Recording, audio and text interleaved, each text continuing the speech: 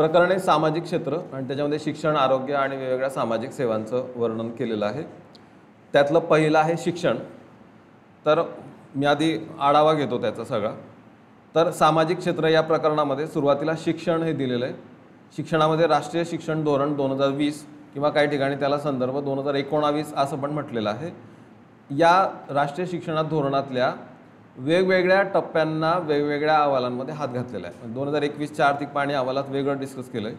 वेगळं म्हणजे एक वेगळा भाग डिस्कस केलेला आहे, उरलेले भाग पुढच्या अहवालांमध्ये ते डिस्कस करत राहिलेले आहेत। तर 2020च्या ठळक वैशिष्ट्यांची रचना किंवा वर्णन या अहवालात केलेलं आहे। ते ए, बी आणि सी अशामध्ये विभागलेलं आहे। ए मध्ये शालेय शिक्षण दिलेलं आहे, बी मध्ये उच्च शिक्षण दिलेलं आहे आणि सी मध्ये इतर वैशिष्ट्ये दिलेली आहेत नवीन शिक्षण धोरणाची। त्याच्यानंतर राष्ट्रीय शिक्षण धोरणाची राज्याने कशी अंमलबजावणी केलेली आहे, त्या अंमलबजावणीसाठी राज्याने केलेली कार्यवाही असा शेवटचा पॅरेग्राफ आहे। तो असा आणखी 4-5 पानांपर्यंत लांबतो आर्थिक पाहणी अहवालामध्ये, ते समराईज करून मी एका पानामध्ये ते बसवण्याचा प्रयत्न केलेला आहे।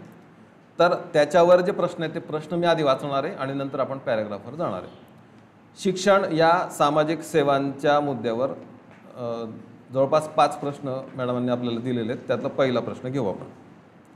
राष्ट्रीय शैक्षणिक धोरण 2020 अंतर्गत सन टिंबटिंबपर्यंत उच्च शिक्षणामध्ये एकूण पटसंख्येचे प्रमाण 50% वाढवण्याचे लक्ष्य आहे। म्हणजे पहिलीला जर 100 मुलं असतील तर उच्च शिक्षणापर्यंत किमान त्यातले 50 मुलं तरी टिकले पाहिजेत, असं आपल्याला कोणत्या वर्षापर्यंत अचीव करायचं आहे असं जर आपल्याला शोधायचं असेल तर आपण इकडे टेक्स्टमध्ये येऊ। आता बी या पॉईंटचा पहिला मुद्दा आहे बघा, सन 2035 पर्यंत उच्च शिक्षणामध्ये एकूण पटसंख्येचे प्रमाण 50% वाढवणे। म्हणजे 100रातले किमान 50 मुलं तरी उच्च शिक्षणापर्यंत गेले पाहिजेत, असं आपल्याला कधीपर्यंत अचीव करायचं आहे? 35 पर्यंत। मग पहिल्या प्रश्नाचं उत्तर काय आहे? 3। ठीक आहे, 1चं 3 उत्तर आहे। प्रश्न 2, विधाने वाचून योग्य पर्याय निवडा। राष्ट्रीय शैक्षणिक धोरणानुसार 10+2 पद्धतीऐवजी 5+3+3+4 ही नवीन रचना प्रस्तावित आहे। परख हे राष्ट्रीय मूल्यांकन केंद्र विद्यार्थ्यांच्या गुणवत्तेचे मूल्यांकन करणार आहे। आपण हे 2 मुद्दे वाचूया। आता याच्यामध्ये बघा, ए मध्ये दुसरा मुद्दा आहे, प्रचलित 10+2 रचना बदलून, ठीक आहे, 3 ते 8, नंतर 8 ते 11, मग 11 ते 14 आणि 14 ते 18 अशी जर रचना आपल्याला सापडली तर ती आपल्याला 5, 3 आणि 3 आणि 4 अशी सापडते। त्याला आपण हायलाइट केलं। ठीक आहे, 5+3+3+4 म्हणजे 5व्या इयत्तेपर्यंत, नंतर 3 इयत्ता, मग 3 इयत्ता आणि मग उच्च शिक्षण किंवा दुसरा टप्पा 11वी ते 12वी आणि त्याच्या पुढचा 4 असे 5, 3, 3, 4, 8 आणि 3, 11 आणि 4, 15 अशा 15 वर्षाची शिक्षणाची रचना बनवण्यात आलेली आहे नवीन शिक्षण धोरणामध्ये। आणि सी मुद्दा जो आहे तर सी मध्ये 2, विद्यार्थ्यांचे मूल्यांकन करण्याकरिता परख या राष्ट्रीय मूल्यांकन केंद्राची स्थापना करणे हे राष्ट्रीय शिक्षण धोरणामधलं इतर वैशिष्ट्य आहे। म्हणजे दोन्ही विधानं बरोबर आहेत का? बरोबर आहेत, दोन्ही विधानं बरोबर आहेत। 3 उत्तर आहे 2चं। प्रश्न 3, विधान ए, राष्ट्रीय शैक्षणिक धोरण 2020 नुसार इयत्ता 6वी पासून विद्यार्थ्यांना व्यवसाय शिक्षण देण्याचा प्रस्ताव आहे। आणि बी, त्यामुळे विद्यार्थ्यांना कौशल्य आधारित शिक्षण मिळेल व भविष्यातील रोजगार संधी वाढतील। बी तर टेक्निकली बरोबर आहे।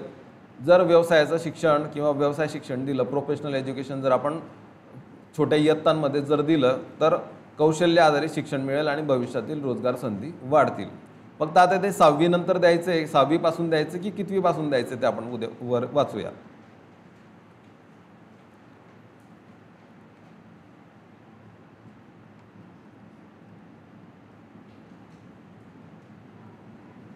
तुम्हाला सापडलं की ते मला सांगत चला। कितव्या मुद्द्यात आहे? 8व्या। इयत्ता 6वी पासून आंतरवासितासह व्यवसाय शिक्षण देणे हे राष्ट्रीय शिक्षण धोरणाचं उद्दिष्ट आहे। आंतरवासिता म्हणजे इंटर्नशिप म्हणजे शिक्षण चालू असतानाच दिलं जाणारं ट्रेनिंग। तर इंटर्नशिप चालू असताना म्हणजे 6वीमध्ये असतानाच व्यवसाय शिक्षण देणे, म्हणजे दोनही विधानं बरोबर आहेत असं त्याचा अर्थ होतो. पुढचा प्रश्न घेऊ आपण. चौथा, खालीलपैकी राष्ट्रीय शैक्षणिक धोरण 2020 अंतर्गत प्रस्तावित सुधारणा कोणत्या? खुल्या शालेय शिक्षण व्यवस्थेद्वारे शाळाबाह्य मुलांना शिक्षणाच्या प्रवाहात आणणे. उद्दिष्टच असं आहे आपलं की 6 ते 14 वयोगटाला आपल्याला शाळेत आणायचं आहे. शाळाबाह्य मुलांचं प्रमाण कमी करायचं आहे. बी, प्राथमिक शिक्षणात मातृभाषेचा वापर करण्यावर भर देणे. उच्च शिक्षणामध्ये बहुविध प्रवेश व निर्गमन पर्याय उपलब्ध करणे. उच्च शिक्षणामध्ये आता असं आहे की जो आर्ट स्ट्रीमला जातो तो आर्ट स्ट्रीमलाच जातो, जो सायन्स स्ट्रीमला जातो तो सायन्स स्ट्रीमलाच जातो, जो मेडिकल स्ट्रीमला जातो तो मेडिकल स्ट्रीमलाच जातो. नवीन शिक्षण धोरणात असं नाही आहे. नवीन शिक्षण धोरणात असं अपेक्षित आहे की तुम्हाला प्रत्येक स्ट्रीममधले 2-2 विषय आवडत असतील ते तुम्ही 2-2 विषय घेऊ शकतात. तुम्हाला त्या 2-2 विषयांचं सर्टिफिकेशन मिळेल. उदाहरणार्थ समजा डॉक्टरांच्या सर्जरी रूममध्ये असे काही इन्स्ट्रुमेंट्स असतात, मेडिकल इन्स्ट्रुमेंट्स असतात.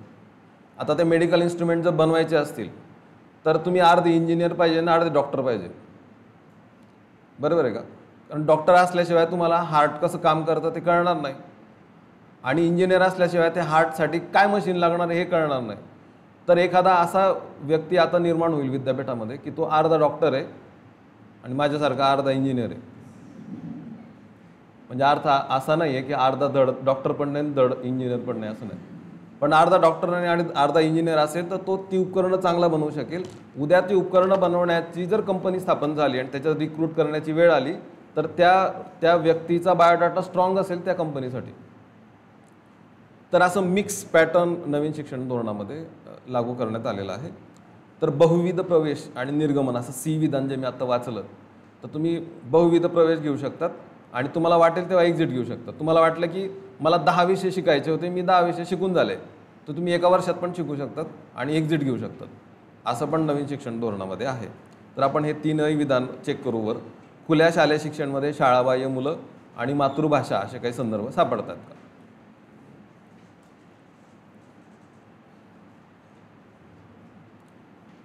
पुन्हा तुम्हाला सापडलं की मला सांगा. तिसरा मुद्दा आहे, खुल्या शालेय शिक्षण व्यवस्थेद्वारे शाळाबाह्य मुलांना शिक्षणाच्या मुख्य प्रवाहात आणणे. ओपन स्कूलिंग म्हणजे काय? तर आता जिल्हा परिषदच्या शाळा आहेत त्याच्यामध्ये 6 ते 14 वयोगटांना मुलांना बसवलं जातं. असं एखादं ठिकाण किंवा गाव आहे जिथे शाळाच उपलब्ध नाही आहे जिल्हा परिषदची, तर तिथं ओपन स्कूलिंग सुरू करून त्या मुलांना शाळेच्या प्रवाहात आणलं जाईल. शाळाबाह्य मुलं शून्य करायचे आहेत आपल्याला. म्हणजे तिसरं जे आहे ते मी आता हायलाईट केलं. दुसरं दिलेलं आहे त्याच्यामध्ये बीचं 2 आहे बघा, बहुविध प्रवेश तसेच निर्गमन पर्याय. म्हणजे तुम्ही एकाच वेळी अनेक कोर्सेसला ॲडमिशन घेऊ शकतात आणि तुम्हाला पाहिजे तेव्हा तुम्ही एक्झिट घेऊ शकतात, हे पण त्याच्यामध्ये दिलेलं आहे. आणखी एक विधान होतं ABC मध्ये, विधान बी, प्राथमिक शिक्षणात मातृभाषेचा वापर करण्यावर भर देणे. कुठे दिलेलं आहे का मातृभाषा?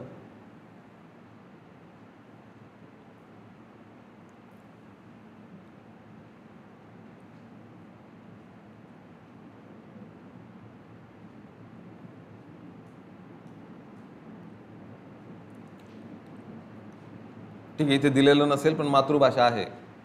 मातृभाषेत शिक्षण देणं याच्यावर नवीन शिक्षणामध्ये भर देण्यात आलेला आहे. कारण मातृभाषा हीच आपलं ज्ञानवर्धन करू शकते, याच्यावर भर देण्यात आलेला आहे. जेवढी पुस्तकं किंवा जेवढे सिलेबस NCERTने डेव्हलप केलेले आहेत त्याच्यामध्ये मातृभाषेला अत्यंतिक महत्त्व या धोरणात देण्यात आलेलं आहे आधीच्या कुठल्याही धोरणापेक्षा. सर्व विधानं बरोबर आहेत त्याच्यामध्ये. 5वा प्रश्न आहे, जोड्या लावा. निपुण भारत अभियान, परख आणि शैक्षणिक गुणांक बँक. विद्यार्थ्यांचे मूल्यांकन केंद्र काय असेल? परख आपण आत्ताच वाचलं, ठीक आहे. म्हणजे 2चं A असणार आहे. पायाभूत साक्षरता आणि संख्याज्ञान विकास याच्यासाठी निपुण भारत अभियान नावाचं अभियान राबवलं जाते, जे आपण आता वाचणार आहे. आणि शैक्षणिक गुणांक बँक, ज्याच्यामध्ये गुणांक संकलन आणि स्थानांतरण केलं जातं. आपले जे अकॅडमिक क्रेडिट आहे त्याच्यासाठी एक बँक स्थापन करण्यात आलेली आहे, बँक ऑफ अकॅडमिक क्रेडिट. म्हणजे तुम्ही जेवढे कोर्सेस पूर्ण कराल तेवढा तुमचा क्रेडिट स्कोअर त्या BSc मध्ये वाढत जातो, BSc मध्ये वाढत जातो. तर 3चं सी उत्तर आहे. आपण आता वाचूया सगळं शिक्षणाचं. शिक्षण हे राष्ट्रीय तसेच वैयक्तिक विकास साधण्यासाठी महत्त्वाचे साधन असल्याचे सर्वश्रुत आहे. कुठला विकास होतो? राष्ट्रीय विकास आणि वैयक्तिक विकास. तर पेपर 3ला राज्यसेवेला या लाईनवर प्रश्न विचारला गेलेला आहे की शिक्षणामुळे कोणते विकास होतात? दोन्ही विकास होतात. व्यक्तींचा आणि व्यक्तींचा झाला तर राष्ट्राचा. सर्वांसाठी सर्वसमावेशक व समन्यायी दर्जेदार शिक्षणाची सुनिश्चिती आणि सर्वांना आजीवन शिक्षणाच्या संधींना चालना देणे हे शाश्वत विकास ध्येयांपैकी एक ध्येय आहे. कितवं आहे? SDG 4 सस्टेनेबल डेव्हलपमेंट गोल 4 आहे की सर्वांसाठी समावेशक शिक्षण उपलब्ध असलं पाहिजे, दर्जेदार आणि समन्यायी असलं पाहिजे आणि आजीवन शिक्षणाच्या संधी म्हणजे आयुष्याच्या जीवनाच्या कोणत्याही टप्प्यावर शिक्षण घेता आलं पाहिजे. म्हणजे माझं वय जर 45 आत्ता असेल आणि मला असं वाटतं की मी आता नवीन कुठलं तरी शिक्षण घ्यावं तर त्याला पण अवेलेबल पाहिजे. एखादा 60 वर्षाचा वृद्ध आहे, त्याला वाटतं की त्याला पण आता शिकायचं आहे, तो पण शिकू शकतो, असं आपण SDG 4 मध्ये म्हटलेलं आहे. गुणवत्तापूर्ण शिक्षण प्राप्त करण्याची संधी सर्वांना उपलब्ध करून दिल्याने शाश्वत विकास साध्य होऊ शकतो. राज्यात सर्वसमावेशक आणि समान दर्जाचे शिक्षण देण्यासाठी सर्वंकष शैक्षणिक आराखडा प्रकाशित केलेला आहे 2020 मध्ये, ज्याची आपल्याला खाली माहिती दिलेली आहे. राष्ट्रीय शिक्षण धोरण 2020 शाश्वत विकास ध्येयामध्ये नमूद केलेले उद्दिष्ट साध्य करण्यासाठी देशातील शालेय आणि उच्च शिक्षण व्यवस्थेमध्ये परिवर्तनशील सुधारणा घडवून आणण्याचा मार्ग सुकर करणे हा राष्ट्रीय धोरण 2020चा उद्देश आहे. त्याच्यात ठळक वैशिष्ट्य आहे. पहिलं, शालेय शिक्षण 2030 पर्यंत 100% पटसंख्येचे प्रमाण साध्य करण्याकरिता पूर्व प्राथमिक ते माध्यमिक स्तरापर्यंत शिक्षणाचे सार्वत्रिकीकरण करणे हे टार्गेट आहे. 100% मुलं 6 ते 14 नाही, आता 3 ते 14, 3 ते 6 म्हणजे शालेय पूर्व जे त्याच्यात दिलेलं आहे, पूर्व प्राथमिक आणि 6 ते 14 ही सगळी 100% मुलं 2030 पर्यंत आपल्याला कुठं आणायचे? शाळेमध्ये आणायचे. म्हणजे मी ते हायलाईट केलं, तुम्ही पण हायलाईट करा. 100% पटसंख्या करायची आहे. कधीपर्यंत? 2030 पर्यंत. प्रश्न विचारले जाण्याची प्रॉबॅबिलिटी खूप जास्त आहे. पेपर 4 मध्ये ऑलमोस्ट विचारला पण गेलेला आहे. प्रचलित 10+2 रचना बदलून आपण आपल्याला ते काय करायचे आता? 5+3+3+4. 5वी मध्ये पहिलं मूल्यांकन होईल, 8वी मध्ये दुसरं मूल्यांकन होईल, मग 3 आणि मग 4 मध्ये मूल्यांकन होतील. म्हणजे आत्ता जी सिस्टीम आहे 10वी आणि 11वी 12वीचे 2 10+2 ते आता 5-3-3-4 असं करण्यात आलेलं आहे. खुल्या शालेय शिक्षण व्यवस्थेद्वारे शाळाबाह्य मुलांना शिक्षणाच्या प्रवाहात आणायचं, 100% पटसंख्या निर्माण करायची, 100% उपस्थिती. 6 ते 14 वर्षाच्या शाळाबाह्य बालकांना 12 वर्षाच्या शालेय अभ्यासक्रमांतर्गत समाविष्ट करून घेणे. प्रत्येकाचं किमान 12 वर्षाचं शिक्षण झालं पाहिजे, म्हणजे 12वी पर्यंत तो सोडायचाच नाही त्याला. इयत्ता 10वी व 12वीच्या परीक्षांमध्ये सहजता आणणे. आता जे आपण परीक्षेसाठी अभ्यास करतो ते परीक्षेसाठी नाही झालं पाहिजे, ज्ञान मिळवण्यासाठी झालं पाहिजे. तर ज्ञान मिळवण्याची प्रेरणा तेव्हाच येईल जेव्हा तो सिलेबस सहज होईल. आता तो सहज नाही राहिलेला आहे. पतमानांकन आराखडा अंगीकारणे म्हणजे हे जे काही शाळा शिक्षण शिक्षक शिक्षण या सगळ्यांचा एक पतमानांकन असतं, क्रेडिट किंवा ॲक्रेडिटेशन असतं, त्याचा एक आराखडा अंगीकारणे आणि सार्वजनिक तसे खाजगी शाळांच्या नियमनासाठी स्वतंत्र प्राधिकरण स्थापन करणे. मूलभूत साक्षरतेवर व अंकज्ञानावर विशेष भर देणे. मूलभूत साक्षरता म्हणजे लिहायला वाचायला येणे, अंकज्ञान म्हणजे बेरीज वजाबाकी आकडेमोड येणे, याच्यावर विशेष भर दिला जाईल. 6वीपासून इंटर्नशिपसह व्यवसाय शिक्षण देणे. नवीन व सर्वसमावेशक अध्यापन शास्त्रासाठी 2021चा राष्ट्रीय अभ्यासक्रम आराखडा तयार करणे. म्हणजे आपण एक सिलेबस डिझाईन केलेला आहे 2021 NCERT अंतर्गत, तर तो डेव्हलप करणे असं पण होतं. बी आहे उच्च शिक्षण. 2035 पर्यंत उच्च शिक्षण घेणाऱ्यांचं किमान प्रमाण किती करायचं? आपल्याला 50% करायचं आहे. हे पण आपण हायलाईट केलेलं. बहुविध प्रवेश तसेच निर्गमन पर्याय उपलब्ध करून द्यायचे आहेत. 3 किंवा 4 वर्षीय अभ्यासक्रमयुक्त पदवीपूर्व स्तरावरील व्यापक शिक्षण सुरू करणे. 3च्या ऐवजी 4 वर्षाचे पण कोर्सेस आता होऊ शकणार आहेत, म्हणून वर दिले 10+3+3 आणि शेवटचे 4. गुणांक स्थानांतर सुविधा उपलब्ध करून देण्याकरिता शैक्षणिक गुणांक बँकेची स्थापना करणे. बँक फॉर अकॅडमिक क्रेडिट मी आता जे सांगितलं ती बँक स्थापन करणं असं तत्व याच्यामध्ये दिलेलं आहे. शैक्षणिक गुणांक बँकेची, तुम्ही एक कोर्स केला तुमचे गुण वाढतील, 2 कोर्स केला तुमचे गुण वाढतील, जसे जसे तुमचे गुण वाढतील तसं तसं तुमचा बायोडाटा स्ट्रॉंग होणार आहे. देशात जागतिक दर्जाच्या बहुविध शाखांमध्ये शिक्षण घेण्याची सुविधा असलेल्या शैक्षणिक व संशोधन विद्यापीठांची स्थापना करणे. देशात संशोधन संस्कृतीचे संवर्धन आणि बळकटीकरण करण्यासाठी राष्ट्रीय संशोधन संस्थेची स्थापना करणे. देशातील वैद्यकीय व विधी शिक्षण व्यतिरिक्त इतर सर्व शाखांमधील शिक्षणाकरिता भारतीय उच्च शिक्षण आयोग या एकछत्री संस्थेची स्थापना करणे. मग याने सांगितले की जे UGC आहे आता युनिव्हर्सिटी ग्रँट्स कमिशन ते बाद करून त्याच्याऐवजी भारतीय उच्च शिक्षण आयोग स्थापन करण्याची शिफारस या धोरणात करण्यात आलेली आहे. याच्यावर पण पेपर 3 पेपर 4 मध्ये प्रश्न विचारले गेलेले आहेत. इतर वैशिष्ट्ये शिक्षण मूल्यांकन नियोजन आणि प्रशासनामध्ये सुधारणा घडवण्यासाठी तंत्रज्ञान वापराच्या कल्पनांचे मुक्त आदान प्रदान करण्यासाठी व्यासपीठ उपलब्ध करून देण्याच्या उद्देशाने एक राष्ट्रीय शैक्षणिक तंत्रज्ञान मंच स्थापन करावा अशी शिफारस या धोरणामध्ये करण्यात आलेली आहे. की संपूर्ण शिक्षण यंत्रणेमध्ये नवीन नवीन काय टेक्नॉलॉजी किंवा नवीन नवीन काय नियोजन किंवा नवीन नवीन काहीतरी मूल्यांकन असं संशोधन करता यावं याच्यासाठी एक राष्ट्रीय शिक्षण तंत्रज्ञान मंच स्थापन करण्याची शिफारस करण्यात आलेली आहे. नंतर जे काय ॲक्रिडिटेशन असतात सगळे ॲक्रिडिटेशन म्हणजे नॅकचा जो दर्जा असतो तो दर्जा वेगवेगळ्या विद्यापीठांना आणि कॉलेजेसना मिळतो. तर अशा एका राष्ट्रीय मूल्यांकन केंद्राची स्थापना करण्याची शिफारस केली ज्याचं नाव त्यांनी परख असं डिसाईड केलेलं आहे. परदेशी विद्यापीठांना देशात केंद्रे स्थापन करण्यासाठी प्रोत्साहित करणे म्हणजे वेगवेगळ्या तिकडच्या सगळ्या युनिव्हर्सिटीज आपल्याकडे येऊ घातलेल्या आहेत आणि याचा उल्लेख WTOच्या एका प्रकरणात पण मी केलेला आहे. त्याच्या अँगलने पेपर 4ला पण प्रश्न विचारले गेलेले आहेत. नवीन धोरणांतर्गत वंचित प्रदेश आणि घटकांसाठी विशेष शैक्षणिक विभाग आणि जेंडर समावेशाकरिता निधीची उपलब्धता करण्यावर भर देण्याची शिफारस करण्यात आलेली आहे. अनुसूचित जाती जमाती मागासवर्ग अल्पसंख्याक महिला या सगळ्यांचं समावेशन आपल्याला करायचं आहे.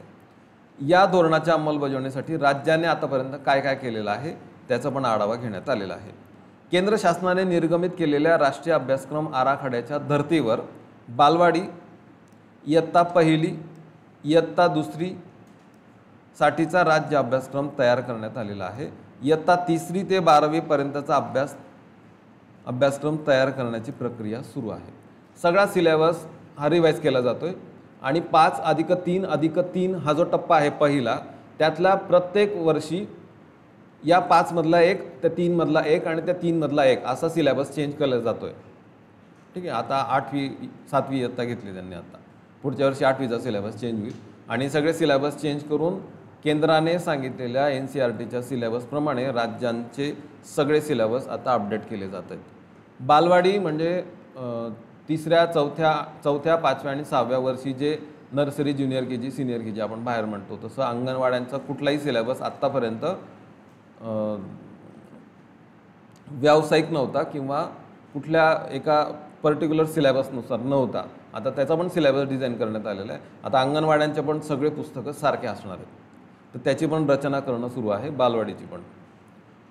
दुसरा मुद्दा आहे पूर्व प्राथमिक विद्यार्थ्यांची शाळापूर्व तयारी करून घेण्यासाठी पहिले पाऊल असं एक अभियान सुरू करण्यात आलेलं आहे. अंतर्गत 2 मेळाव्यांचे आयोजन करण्यात आलेले आहे. राज्यातील 53,000 शाळांमधले 8 लाख विद्यार्थी याच्यामध्ये सहभागी झालेले होते. पहिले पाऊल असं जे पहिल्यांदा प्रवेश घेतात 3 वर्षाची मुलं नर्सरीची, अर्धी रडत असतात अर्धी हसत असतात, तर त्यांचं पहिलं पाऊल असं एक त्यांनी शिबिर आयोजित केलेली होती आणि त्याच्यामध्ये त्यांचा अंतर्भाव करण्यात आलेला. निपुण भारत अभियान जे आता खाली एका प्रश्नामध्ये आपल्याला सापडलं. निपुण भारत अभियान अंतर्गत 64,000 शाळांमधील इयत्ता 1लीच्या विद्यार्थ्यांना शिक्षणाच्या मुख्य प्रवाहात आणण्यात आले व पालकांमध्ये जागरूकता निर्माण केली. निपुण भारत अभियानांतर्गत इयत्ता 1ली ते 5वी विद्यार्थ्यांसाठी पायाभूत संख्याज्ञान आणि अध्ययन निष्पत्ती विकसनासाठी करूया मैत्री गणिताशी, कारण सगळ्यात महत्त्वाचा प्रश्न पहिल्या आणि दुसऱ्या इयत्तेत असतो तो गणित आणि भाषा. याच्यासाठी पडे भारत बडे भारत अशी योजना आपण सुरू केलेली आहे.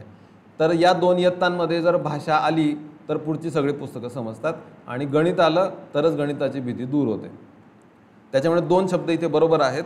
एक आहे करूया मैत्री गणिताशी आणि दुसरा आहे 8 भाषांमध्ये स्थानिक भाषा मराठी, उर्दू वगैरे वगैरे निर्मिती करण्यात आलेली आहे. याचा सुमारे 64,000 शासकीय व स्थानिक स्वराज्य संस्थेच्या शाळांमधील 40 लाख विद्यार्थ्यांना लाभ झालेला आहे. 1ली ते 5वीच्या. अभियान आहे निपुण भारत अभियान. विद्या प्रवेश उपक्रमांतर्गत शिक्षकांसाठी मार्गदर्शक पुस्तिका व विद्यार्थ्यांसाठी कार्यपुस्तिका विकसित करून ऑनलाईन उपलब्ध करून देण्यात आलेला आहे. 6.69 लाख विद्यार्थ्यांना त्याचा लाभ झालेला आहे. म्हणजे मुलांना शिकवलं जातं असं नाही, तर नवीन शिक्षण धोरणामध्ये शिक्षकांना पण शिकवायला लागणार आहे. अभियांत्रिकी अभ्यासक्रम मराठी भाषेत शिकवण्यासाठी पदविका आणि पदवीसाठी 20 मराठी अनुवादित पुस्तकांचा संच तयार करून संस्थांना उपलब्ध करून देण्यात आलेला आहे. अभियांत्रिकी म्हणजे इंजिनिअरिंगची सुद्धा पुस्तकं आता मराठी भाषेत आपण ट्रान्सलेट केलेली आहेत. राज्यातील एकूण 163 तंत्र शिक्षण महाविद्यालयांमध्ये मराठी भाषेतून पदविका अभ्यासक्रम सुरू करण्यात आलेले आहेत. अभियांत्रिकी अभ्यासक्रमाच्या 88 पुस्तकांच्या मराठी भाषांतराचे काम सुरू आहे. म्हणजे सगळीकडे मातृभाषेचा वापर आपण करतोय, त्यामुळे मातृभाषेचं जे विधान दिलेलं होतं ते त्या अँगलने बरोबर आहे. कळलं इथपर्यंत? जे हायलाईट केलेले आहे ते आजच्या लेक्चर संपल्यानंतर वाचून काढा. आता काय झालं, आपण प्रश्नांनंतर पॅरेग्राफ वाचल्यामुळे जे हायलाईट केलेले होते मुद्दे ते आपल्याला लक्षात राहिले किंवा आपण त्याच्याकडे विशेष लक्ष दिलं. आता पुढचे जे पॅरेग्राफ दिलेले आहेत ते आहेत प्राथमिक व उच्च प्राथमिक शिक्षण, त्याच्यानंतर माध्यमिक व उच्च माध्यमिक शिक्षण. ठीक आहे, आणि त्याच्यावर 10 प्रश्न दिलेले आहेत. आपण ते प्रश्नांची उत्तरं इकडे लगेच शोधूया. 6वा प्रश्न म्हणजे 5 प्रश्न दिलेले आहेत, 6 ते 10. 6. महाराष्ट्रातील उच्च प्राथमिक शाळांमध्ये विद्यार्थ्यांचे शिक्षकांची प्रमाण किती आहे? आता माध्यमिक शिक्षण आणि उच्च शिक्षणाचा तक्ता राईट हँड साईडला त्याच्याच वर दिलेला आहे आणि त्याच्यामध्ये आपल्याला विचारलेलं आहे शिक्षक विद्यार्थी प्रमाण. 26 बरोबर आहे का? की उच्च प्राथमिक विचारलंय? उच्च प्राथमिक विचारलंय. शिक्षक विद्यार्थी प्रमाण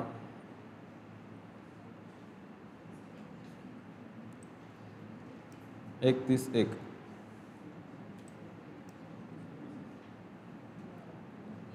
ठीक आहे, ते प्राथमिक आणि उच्च प्राथमिक असं एकत्र आहे ॲक्च्युली. 31 6चं 2 आहे म्हणजे 31 मुलांच्या मागे एक टीचर अवेलेबल आहे. आपल्याला आयडियल प्रमाण हे 25 मागे एक शिक्षक असावा असं आहे, तर 31 मागे एक टीचर सध्या अवेलेबल आहे, तर 2 उत्तर आहे 6चं. 7. महाराष्ट्रातील प्राथमिक स्तरावरील मुले समानता निर्देशांक जेंडर पॅरिटी इंडेक्स किती आहे? प्राथमिक स्तरावरील मुली आणि मुले समानता निर्देशांक जेंडर पॅरिटी इंडेक्स असायला म्हणतात. म्हणजे किती मुलांमागे किती मुली आहेत. जर तो इंडेक्स 1 असेल तर याचा अर्थ 50 मुलं आणि 50 मुली आहेत, म्हणजे जेवढे मुलं आहेत तेवढे मुली आहेत असा त्याचा अर्थ होतो. तो जर कमी भरत असेल तर मुलींची संख्या कमी आहे असा त्याचा अर्थ होतो जेंडर पॅरिटी इंडेक्सचा.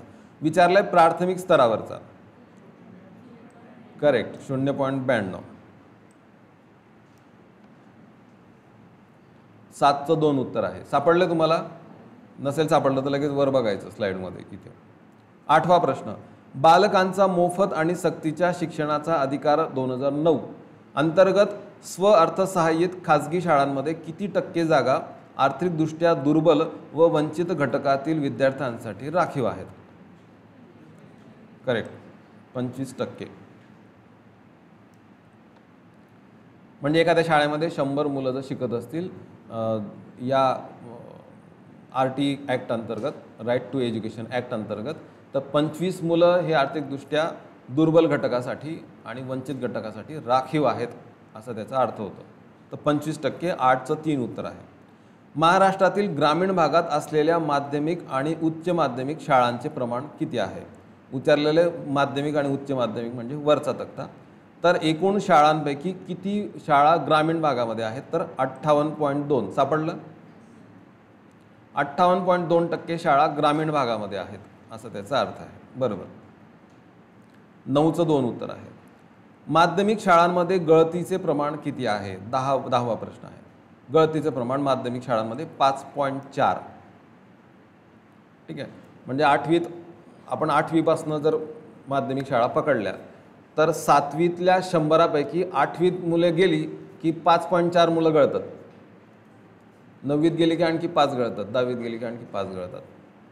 उच्च माध्यमिकमध्ये म्हणजे 11वीत गेली की 3 गळतात, 12वीत गेली की आणखी 3 गळतात. अशी गळत गळत आपल्याला काय वरचं टार्गेट आहे 2035 पर्यंत 50 मुलं तरी टिकली पाहिजेत. असं वर वाचलं ना आपण, आता 50 तरी टिकली पाहिजेत. तर 5.4 गळतीचं प्रमाण आहे. ओके, आपण आता वाचू प्राथमिक आणि उच्च माध्यमिक शिक्षणापासून. उच्च प्राथमिक शिक्षणासाठी राज्यात विविध शैक्षणिक उपक्रम राबवण्यात येतात. 1 ते 5 प्राथमिक आणि 6 ते 8 उच्च प्राथमिक, म्हणजे बरोबर 6 ते 14 वयोगट जो आपल्याला आपण RTमध्ये घेतलेला आहे. प्राथमिक शाळा 1 लाख आहेत, त्यापैकी 75% शाळा ग्रामीण भागात आहेत, जिल्हा परिषदेच्या किंवा प्राथमिक आणि उच्च प्राथमिक शिक्षणाच्या. ठीक आहे, काय कळलं? 75% शाळा ग्रामीण भागामध्ये आहेत. दर 10 चौरस किलोमीटर मागे शाळा, प्राथमिक शाळा 3 आणि उच्च प्राथमिक शाळा 1 जवळपास आहे, 1.7. दर 1000 मुलांमागे प्राथमिक शाळांची संख्या 10 आहे. दर 1000 मुलांमागे उच्च प्राथमिक शाळांची संख्या जवळपास 9.3 आहे. म्हणजे एका शाळेत 100 मुलं सरासरी जातात असं आपल्याला सापडतं. खाजगी शाळांची टक्केवारी 12.4 आहे. 12.4 शाळा खाजगी आहेत, बाकी सगळ्या जिल्हा परिषदेच्या आहेत. शाळेतील एकूण पटसंख्या 146 लाख मुलं शाळेत शिकत आहेत, म्हणजे 1.46 कोटी. आपली लोकसंख्या 11 कोटी आहे, त्यातले 1.46 कोटी मुलं शाळेत जातात. ठीक आहे, पटसंख्येतील मुलींची टक्केवारी 47.7% आहे. अर्ध्यापेक्षा कमी मुली आहेत, मुलींचे प्रमाण 47.7च आहे. एकूण पटसंख्या 101.6 आहे प्राथमिक, उच्च प्राथमिक 94.3 आहे. विद्यार्थी वर्ग खोली प्रमाण 26, एका क्लासरूममध्ये सरासरी 26 मुलं बसतात. शिक्षकांची संख्या 4.8 लाख आहे. विद्यार्थी शिक्षक प्रमाण 31:1 आहे. खालचे जे मुद्दे आहेत त्यातले 2च मुद्दे महत्त्वाचे आहेत. एक, पिण्याचे पाणी. 99.5% शाळांमध्ये पिण्याचे पाणी उपलब्ध आहे. आणि मुलींसाठी कार्यरत शौचालय 95.8% शाळांमध्येच कार्यरत मुलींसाठी शौचालय अवेलेबल आहे. हे 2 मुद्दे स्वच्छ भारत मिशन अंतर्गत आपल्याला अत्यंत महत्त्वाचे आहेत. आणि हर घर जल से नल याच्या अंतर्गत शाळा, दवाखाने इथे पण आपल्याला आणि अंगणवाड्यांमध्ये पण नळाने पाणी पुरवायचं आहे. तर अजूनही 99.5 पर्यंतच पाणी पोचलेलं आहे. अजून पाणी पोचायचंच आहे. अजून नळाने पाणी किती हे वर झालेलं आहे. गळतीचं प्रमाण आता आपण बघितलं. प्राथमिक शाळेमध्ये जवळपास गळतीचं प्रमाण नाही आहे, पण उच्च प्राथमिकमध्ये 0.62 आहे. आणि मुले समानता निर्देशांक प्राथमिक शाळेमध्ये 0.92 आणि उच्च प्राथमिकमध्ये 0.88 आहे. 2009चा कायदा जो 1 एप्रिल 2010 पासून लागू करण्यात आला, राईट टू एज्युकेशन ॲक्ट, या अधिनियमानुसार बालकांना जवळच्या शाळेत मोफत आणि सक्तीचे पूर्ण प्राथमिक शिक्षण मिळण्याचा अधिकार आहे. या अभियानांतर्गत स्वअर्थसहाय्यित खाजगी शाळांमध्ये अल्पसंख्याक शाळा वगळून एकूण प्रवेशाच्या 25% जागा आर्थिकदृष्ट्या दुर्बल आणि वंचित घटकातील विद्यार्थ्यांसाठी राखीव आहेत. पूर्व प्राथमिक ते इयत्ता 8वी पर्यंत मोफत प्रवेशासह मोफत शिक्षण पण दिलं जातं. हा कायदा लागू झाल्यापासून 7.89 लाख विद्यार्थ्यांना शाळेत प्रवेश देण्यात आलेला आहे. 78,000 विद्यार्थ्यांना 2024-25 मध्ये प्रवेश मिळाला. बाकीचे सगळे आकडेच आहेत, खूप जास्त लक्षात ठेवण्याची गरज नाही. नोव्हेंबर 2024 पर्यंत 2212 शाळा बाह्य मुलांचा शोध घेण्यात आला. ठीक आहे, म्हणजे अजूनही 6 ते 14 वयोगटातली ज्यांना प्राथमिक शिक्षण मोफत आणि सक्तीचं आहे त्याच्यापासून 2212 मुलं वंचित होते. त्यांना उचलून शाळेत आणण्यात आलं 1790 पोरांना. ठीक आहे, त्यातल्या 1790 बालकांना, शाळाबाह्य बालकांना विशेष प्रशिक्षण देण्यात आले. उरलेले अजून पण शाळाबाह्यच मुलं आहेत. 9वी आणि 10वी म्हणजे माध्यमिक आणि 11वी 12वी म्हणजे उच्च माध्यमिक शिक्षणासंबंधी काही महत्त्वाचे निर्देशक पुढील प्रमाणे. एकूण माध्यमिक शाळांची संख्या आहे 28,986. हा प्रश्न एकदा विचारला गेला की माध्यमिक शाळांची संख्या महाराष्ट्रात किती आहे, राज्यात किती आहे. त्याच्यापैकी 58% शाळा ग्रामीण भागामध्ये आहेत. म्हणजे प्राथमिकच्या 75% शाळा ग्रामीणमध्ये आहेत. माध्यमिकच्या मात्र सगळ्या गावांमध्ये असतातच असं नाही. माध्यमिक शाळांसाठी थोडी पायपीट करायला लागते. 5-5, 10-10 गावं मिळून एखादी हायस्कूल असते. दर 10 चौरस किलोमीटर मागे शाळांची संख्या 0.8 आहे माध्यमिक, 0.4 आहे उच्च माध्यमिक. खालचं कुठलंही महत्त्वाचं नाही आहे, कुठलंही लक्षात ठेवण्याची गरज. पिण्याचे पाणी 98.7% शाळांमध्ये पिण्याचे पाणी उपलब्ध आहे आणि मुलींसाठी कार्यरत शौचालय 98.1% शाळांमध्येच, हायस्कूलमध्येच मुलींसाठी कार्यरत शौचालय अवेलेबल आहेत. गळतीचं प्रमाण महत्त्वाचं, 5.4% प्रमाण आहे माध्यमिक शाळांमध्ये आणि 3% प्रमाण आहे उच्च माध्यमिक शाळांमध्ये गळतीचं. पुढचा मुद्दा आहे स्वअर्थसहाय्यित शाळा, म्हणजे ज्या शाळा स्वतः डीम युनिव्हर्सिटी जसं असतं तिकडे उच्च शिक्षणामध्ये तसं स्वतः कुठल्याही ग्रँट शिवाय चालणाऱ्या शाळा, स्वअर्थसहाय्यित शाळा. तर 2012मध्ये आपण असा कायदा केलेला, जुना पण होता, आता आपण नवीन कायदा केलेला आहे. तर यानुसार 2023-24मध्ये 14,851 अशा शाळा त्या स्वअर्थसहाय्यित शाळा होत्या. नंतर दिलेला पॅरेग्राफ सैनिकी शाळा, मग समग्र शिक्षा अभियान, दिव्यांग समावेशक शिक्षण कार्यक्रम, प्रधानमंत्री पोषण शक्ती निर्माण योजना, मधल्या सुट्टीमध्ये शाळेमध्ये खिचडी दिली जाते त्याच्या संदर्भाची योजना आहे मध्यान्ह आहार योजना, किंवा त्याचं नाव आता आपण पोषण असं दिलेलं आहे, पोषण शक्ती निर्माण योजना. आदर्श शाळा अशी आणखी एक कन्सेप्ट आहे दिलेली. त्याच्यानंतर आहे शिक्षणास प्रोत्साहन देणाऱ्या वेगवेगळ्या योजना, मुलींच्या शिक्षणासाठीच्या योजना, PM श्री शाळा, म्हणजे नवीन शिक्षण धोरणानुसार नवीन शिक्षण धोरण लागू असणाऱ्या ज्या आयडियल स्कूल्स आहेत त्यांना PM श्री असं नाव देण्यात आलेलं आहे. तर PM श्री शाळा.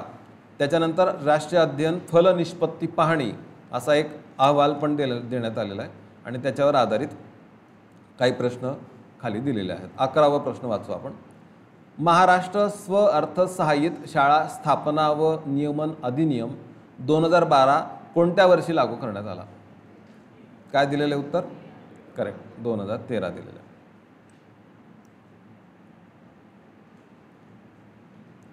समग्र शिक्षेच्या बाबतीत खालीलपैकी कोणती विधानं बरोबर आहेत?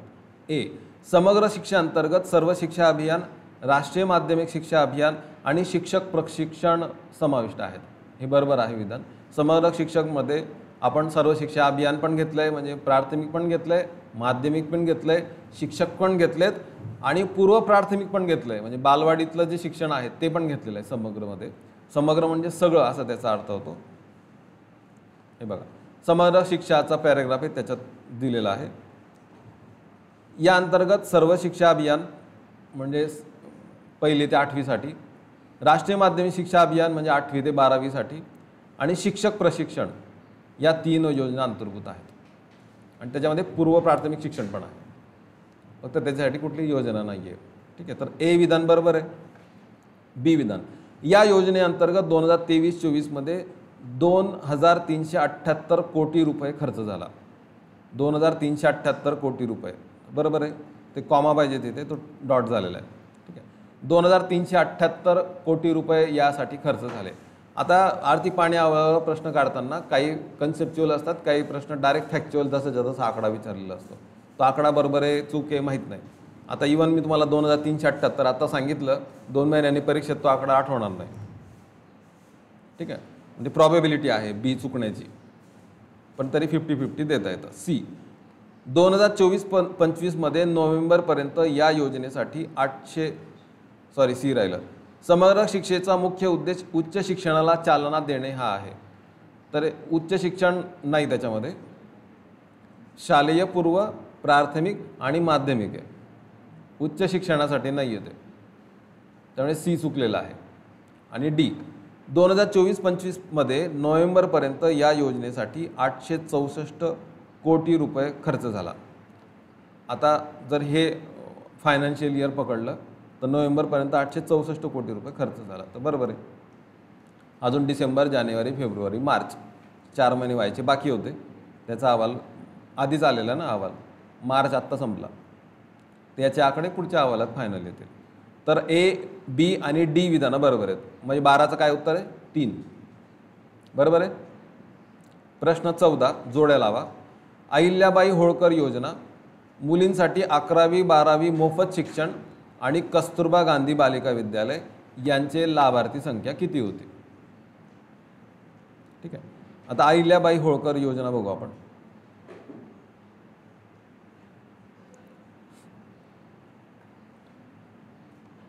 मुलींच्या शिक्षणास प्रोत्साहन देणाऱ्या योजनेच्या मध्ये दिले. अहिल्याबाई होळकर योजना याच्यामध्ये काय केलं जातं तर मुलींसाठी राज्य परिवहन मंडळाच्या बसेसमध्ये मोफत प्रवास ही सुविधा उपलब्ध असते. तर त्याच्यासाठी 22.33 लाख एवढे लाभार्थी मुली आहेत. नंतर आहे 11वी 12वी शिकणाऱ्या मुलींना मोफत शिक्षण पुरवलं जातं. तर 12.99 लाख मुलींनी त्याचा लाभ घेतला. आणि कस्तुरबा गांधी बालिका विद्यालय याच्यामध्ये मुख्यतः अनुसूचित जाती जमातीच्या मुलींना शिक्षणाच्या प्रवाहात आणण्याचा उद्देश आहे आणि अल्पसंख्याक मुलींना. तर त्याचे 0.04 लाख लाभार्थी होते. सापडला पॅराग्राफ तुम्हाला? ठीक आहे. तर अनुक्रमे 22, 12 आणि 0.04 अशी संख्या दिलेली आहे. तर सी मग ए आणि मग बी पाहिजे. सी आणि मग ए. 2 उत्तरे 13चं बरोबर. 13चं 2 उत्तर आहे. Am I right? प्रश्न 14. PM श्री शाळा योजनेअंतर्गत महाराष्ट्रात एकूण किती शाळा आहेत? याला अंडरलाईन करून ठेवा. हा प्रश्न विचारला जाण्याची खूप जास्त प्रोबॅबिलिटी आहे. कुठल्याही राज्यसेवा मेन्सला येणार आहे किंवा कंबाईन मेन्सला. PM श्री शाळेमध्ये महाराष्ट्रातल्या किती शाळा आहेत? तर 827. देशभरामध्ये 10,000 शाळा घेतलेल्या आहेत. 10,077. त्यातल्या 827 शाळा महाराष्ट्रातल्या आहेत. 14चं 2 उत्तर आहे. 15. प्रधानमंत्री पोषण शक्ती निर्माण योजनेच्या 2023-24 मधील खर्चाबाबत योग्य विधान निवडा. 1ली ते 5वी साठी 844 कोटी खर्च झाला. 6वी ते 8वी साठी 690 कोटी खर्च झाला. दोन्ही बरोबर आहेत आणि ते दोन्ही चुकीचे आहेत, नाही तर काहीतरी एकच बरोबर आहे. 844 आणि 690 असे आकडे दिलेले आहेत. 844 690. 844 690 दोन्ही विधानं बरोबर आहेत. ठीक आहे. 1ली ते 5वीच्या विद्यार्थ्यांसाठी आणि 6वी ते 8वीच्या विद्यार्थ्यांसाठी अनुक्रमे 844 आणि 690 कोटी रुपये खर्च करण्यात आला. दोनही विधानं बरोबर आहेत. 16वा प्रश्न. राज्यातील अनुदानित सैनिकी शाळांबाबत खालीलपैकी कोणते विधान बरोबर आहेत? राज्यामध्ये टिंब अनुदानित सैनिकी शाळा आहेत आणि त्यापैकी टिंब केवळ मुलींसाठी आहेत. म्हणजे आर्मी स्कूल्स किती आहेत आपण वर वाचूया. सैनिकी शाळा 38 आहेत आणि त्याच्यापैकी केवळ 4 या मुलींसाठी आहेत. ठीक आहे. 38 शाळा आहेत आर्मी स्कूल्स आणि त्यातल्या 4 फक्त मुलींसाठी आहेत. 38 आणि 4 असं उत्तर आहे त्याचं. पहिलं उत्तर बरोबर आहे. 16चं 1 आहे. 38 अनुदानित सैनिकी शाळा त्यापैकी 4 केवळ मुलींसाठी आहेत. 17वा प्रश्न. राष्ट्रीय अध्ययन फलनिष्पत्ती 2021 नुसार 10वीच्या इंग्रजी विषयात मूलभूतपेक्षा कमी स्तरावर असलेल्या विद्यार्थ्यांची टक्केवारी किती आहे? 10वीत शिकणारी मुलं आणि त्यांचं जर इंग्रजी घेतलं तर मूलभूतपेक्षा कमी अशी कामगिरी असणाऱ्यांची संख्या किती? एक तक्ता दिलेला आहे वर. ठीक आहे. त्याच्यामध्ये मूलभूतपेक्षा कमी 10वी इंग्रजी 19% मुलं त्यांना बेसिक इंग्लिश पण येत नाही. कितवीची? 10वीची असा त्याचा अर्थ आहे. ठीक आहे. तर 19%. 17चं 1 उत्तर आहे. राईट. आपण वाचू आता सगळं.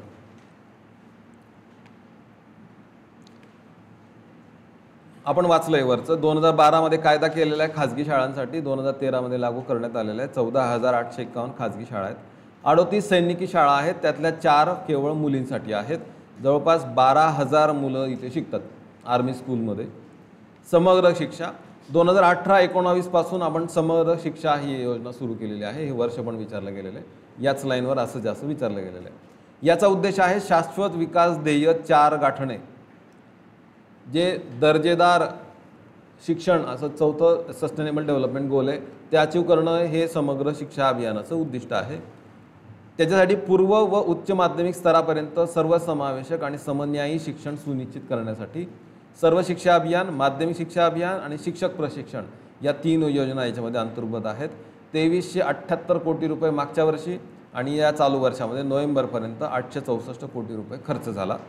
दिव्यांग समावेशक शिक्षण कार्यक्रम. विशेष गरजा असलेल्या मुलांना मुख्य प्रवाहात आणण्यासाठी आपण दिव्यांग समावेशक शिक्षण कार्यक्रम राबवतो. विशेष गरजा असलेल्या मुलांची ओळख करणे, वैद्यकीयदृष्ट्या त्यांचं मूल्यांकन करणे, ब्रेल लिपीतील पुस्तके, चष्मा, श्रवण यंत्रे, उपकरणे, भाषक प्रशिक्षक तसेच इत्यादी शैक्षणिक आणि पुनर्वसन सहाय्य सेवा प्रदान करणे यांचा समावेश दिव्यांग समावेशक शिक्षण कार्यक्रमामध्ये आहे. प्रधानमंत्री पोषण शक्ती निर्माण योजना ऑगस्ट 1995 पासून आपण मध्यान्ह आहार योजना मद्रास प्रांतापासून उचलली आणि आपण ती नंतर लागू केली, म्हणजे तामिळनाडूपासून. 2022 पासून याचं नाव पोषण असं ठेवण्यात आलेलं आहे, प्रधानमंत्री पोषण शक्ती निर्माण योजना. प्राथमिक व उच्च प्राथमिक शाळेतील विद्यार्थ्यांची नोंदणी आणि उपस्थिती वाढवणे, ही जी लाईन आहे या लाईनवर कमीत कमी 15 वेळा प्रश्न विचारले गेलेले आहेत की मध्यान्ह आहार योजनेचा उद्देश काय. तर मुलांची नोंदणी, पटसंख्या वाढणे, उपस्थिती वाढणे आणि दुसरं त्यांच्या पोषण स्तरामध्ये सुधारणा करणे. खिचडी खायला तरी येतील म्हणून मुलं शाळेत येतात आणि आपोआप खिचडीमधनं त्यांना कॅलरीज आणि प्रोटीन्स मिळत असतात. या योजनेअंतर्गत विद्यार्थ्यांना शिजवलेले अन्न दिले जाते. 1ली ते 5वी 61 लाख आणि 6वी ते 8वी 40 लाख, म्हणजे 1 कोटी मुलं शाळेत रोज खिचडी खातात, जेवढी ऑस्ट्रेलियाची लोकसंख्या. ठीक आहे, रोज 1 ऑस्ट्रेलिया जेवतो आपल्याकडे. आदर्श शाळा 1500 शाळा मॉडेल स्कूल्स किंवा आदर्श शाळा म्हणून विकसित करण्यासाठी राज्य शासनाने आदर्श शाळा योजना सन 2021 मध्ये सुरू केलेली. पहिल्या टप्प्यात स्थानिक स्वराज्य संस्थेच्या शाळा, महाराष्ट्र आंतरराष्ट्रीय शिक्षण मंडळाच्या शाळा, कस्तुरबा गांधी बालिका विद्यालय, शासकीय विद्यानिकेतन व नागरी भागातील 488 शाळांना आदर्श शाळा म्हणून विकसित करण्यास मान्यता देण्यात आलेली आहे. याच्यावर एकदाच आत्तापर्यंत मेन्सला प्रश्न विचारला गेला, राज्यसेवा मेन्सला. शिक्षणाला प्रोत्साहन देणारा योजना, तर आपण 1ली ते 10वीच्या सगळ्याच शैक्षणिक आर्थिकदृष्ट्या दुर्बल घटकाला आपण मोफत शिक्षण देतो, मुलींसाठी मोफत शिक्षण देतो, ते सगळं खाली दिलेलंच आहे. मुलींना शिक्षणासाठी प्रोत्साहन देणाऱ्या योजना, पहिली आहे अहिल्याबाई होळकर योजना. याच्यावर प्रश्न विचारला गेलेला आहे की याच्यात काय सवलत देण्यात येते. तर राज्य परिवहन मंडळाच्या बसेसमध्ये मुलींसाठी मोफत प्रवासाचे पासेस दिले जातात. 11वी 12वीत मुलींना शिक्षण मोफत आहे आणि कस्तुरबा गांधी बालिका विद्यालय, मी त्याचे टार्गेट ग्रुप मगाशी सांगितले. PM श्री शाळा, बघा जी मेन लाईन आहे ती अंडरलाईन करतो. PM श्री शाळा म्हणून विद्यमान शाळांना तयार करणे हा योजनेचा उद्देश असून या शाळा राष्ट्रीय शैक्षणिक धोरण 2020च्या सर्व पैलूंची अंमलबजावणी करणारे असतील. PM श्री शाळा म्हणजे काय, ज्या शाळांमध्ये नवीन शिक्षण धोरणाच्या सगळे उद्दिष्ट, नियम आणि तरतुदी लागू आहेत अशा शाळांना PM श्री शाळा असं म्हटलं जातं. म्हणजे तिथे आधीपासूनच तो सिलेबस शिकवला जातोय जो नवीन NCERTने 2020च्या धोरणात तयार केलेला आहे. मी जे सांगितलं तुम्हाला अर्धा इंजिनियर अर्धा डॉक्टर, तर हे या प्रकारचं तत्व हे उच्च शिक्षणात आहे, ते प्राथमिक शिक्षणात पण आहे. प्राथमिक शिक्षणात हे धोरण लागू करणाऱ्या ज्या शाळा आहेत त्यांना PM श्री शाळा असं म्हटलं जातं. तर योजनेअंतर्गत देशभरातील 15,000हून अधिक निवडक विद्यमान शाळांना सक्षम करून त्यांना आपल्याला PM श्री शाळा बनवल्या जाणार आहेत. पैकी 10,000 शाळा बनलेल्या आहेत आणि पैकी 827 शाळा महाराष्ट्रातल्या आहेत. टार्गेट काय आहे 15,000, अचिव्हमेंट काय आहे 10,000, पैकी जवळपास 1000 म्हणजे 827 शाळा महाराष्ट्रातल्या आहेत. राष्ट्रीय अध्ययन फलनिष्पत्ती पाहणी, आपल्या मुलांनी किती बोंब पाडलेली आहे त्या याच्यामध्ये दिसतंय. 3री 5वी 8वी आणि 10वीच्या इयत्तांमध्ये जर वेगवेगळे विषय आपण घेतले तर मूलभूतपेक्षा कमी, मूलभूत, प्रवीण आणि उच्च असं आपण जर घेतलं तर इंग्रजी, गणित आणि विज्ञान हे 3 विषय मला 10वीतले महत्त्वाचे वाटतात आणि 10वीच्या रोमधले ते वाचतो.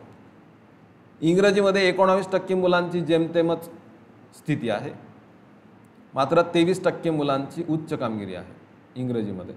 गणित 33% मुलांची मूलभूतपेक्षा कमी आणि उच्च फक्त 2% आणि विज्ञानात तर 1% आहे. ठीक आहे, 77% विज्ञानातली मुलं मूलभूतपेक्षा कमी अचिव्हमेंट आहे आणि हे 3च विषय MPSC मध्ये विचारले जातात जिथे आपण अडकतो. ठीक आहे, इंग्रजी, गणित आणि विज्ञान.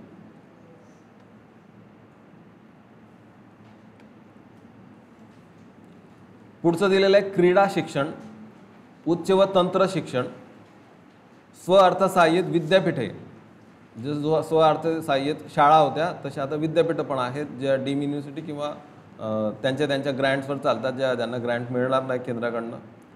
नंतर उच्च शिक्षणासाठी उच्चतर शिक्षा अभियान, त्याच्यानंतर दिलेलं आहे राजर्षी छत्रपती शाहू महाराज शिक्षण शुल्क शिष्यवृत्ती योजना. याच्यावर काही प्रश्न दिलेले आहेत 18, 19, 20, 21 पर्यंत दिलेले. मग शिक्षण संपेल, मग आरोग्य सुरू होईल. 18वा प्रश्न आहे महाराष्ट्रातील शिवछत्रपती क्रीडापीठ कोणत्या शहरात स्थित आहे? अर्थातच पुण्यामध्ये आहे. पुणे येथे शिवछत्रपती क्रीडापीठ स्थापन केलेले आहे. ठीक आहे, बालेवाडीला आहे ते. अखिल भारतीय उच्च शिक्षण पाहणी 2023-24 नुसार महाराष्ट्रात एकूण किती विद्यापीठे आहेत? 57 राज्य विद्यापीठे, 21 अभिमत विद्यापीठे, 7 राष्ट्रीय महत्त्वाच्या संस्था आणि 1 केंद्रीय विद्यापीठ. याच्यामध्ये निवडायचं आपल्याला. शोधू आपण आता. 22-23 नुसार वेगळ्या ठिकाणी असेल. आणखी उच्च व तंत्र शिक्षणमध्ये बरोबर 57 राज्य विद्यापीठे बरोबर आहे. ए बरोबर आहे. 21 अभिमत विद्यापीठे ते पण बरोबर आहे. 7 राष्ट्रीय महत्त्वाच्या संस्था ते पण बरोबर आहे. आणि 1 केंद्रीय विद्यापीठ. सगळे बरोबर आहेत. म्हणजे आपल्याकडे विद्यापीठं किती आहेत टोटल? 57 राज्य विद्यापीठ आहेत, स्टेट युनिव्हर्सिटीज. 51 अभिमत म्हणजे डीम युनिव्हर्सिटीज आहेत. 7 राष्ट्रीय महत्त्वाच्या संस्था आहेत आणि 1 केंद्रीय विद्यापीठ आहे.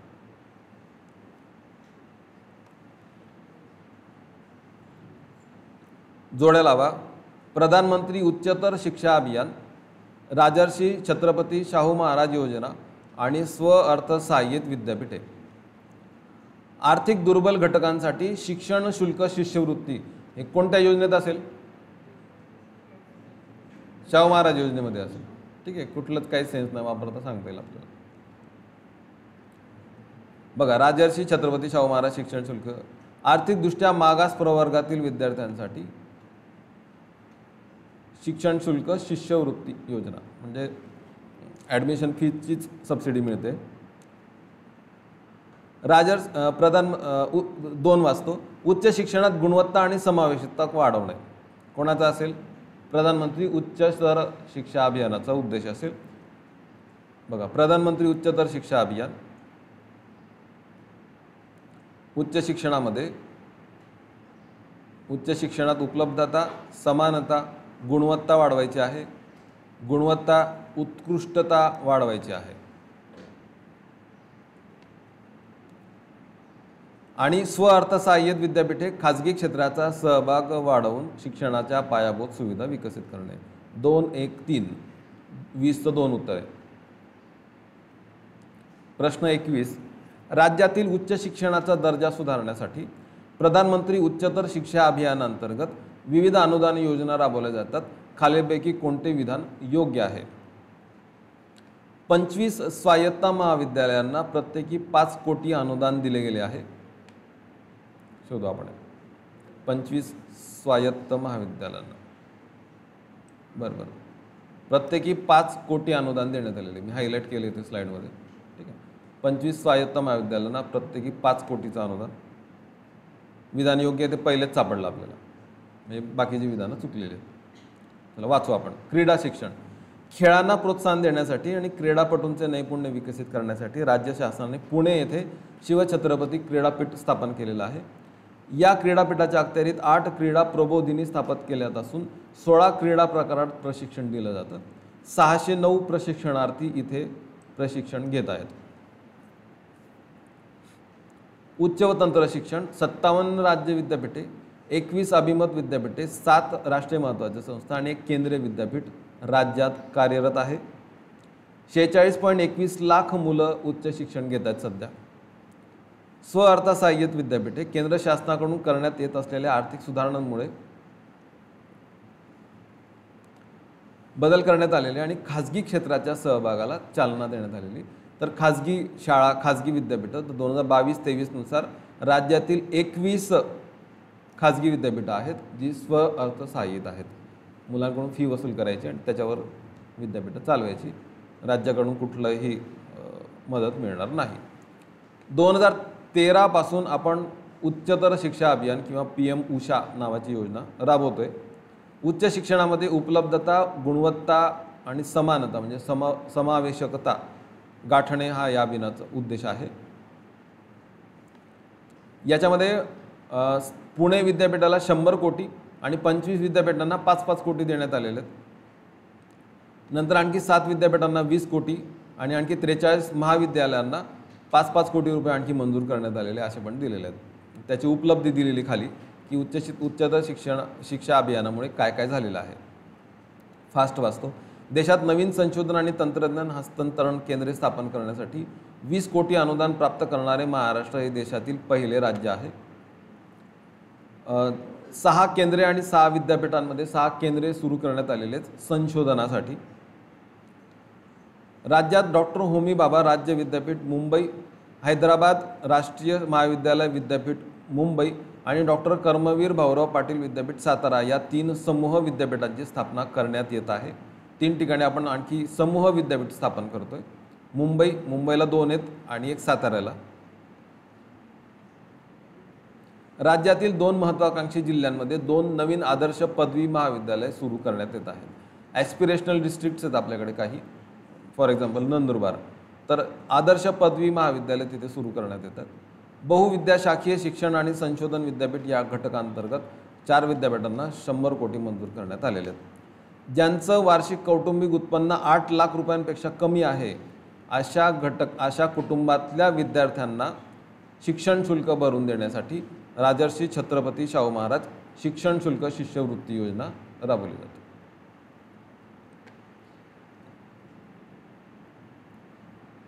पुढचा आहे सार्वजनिक आरोग्य.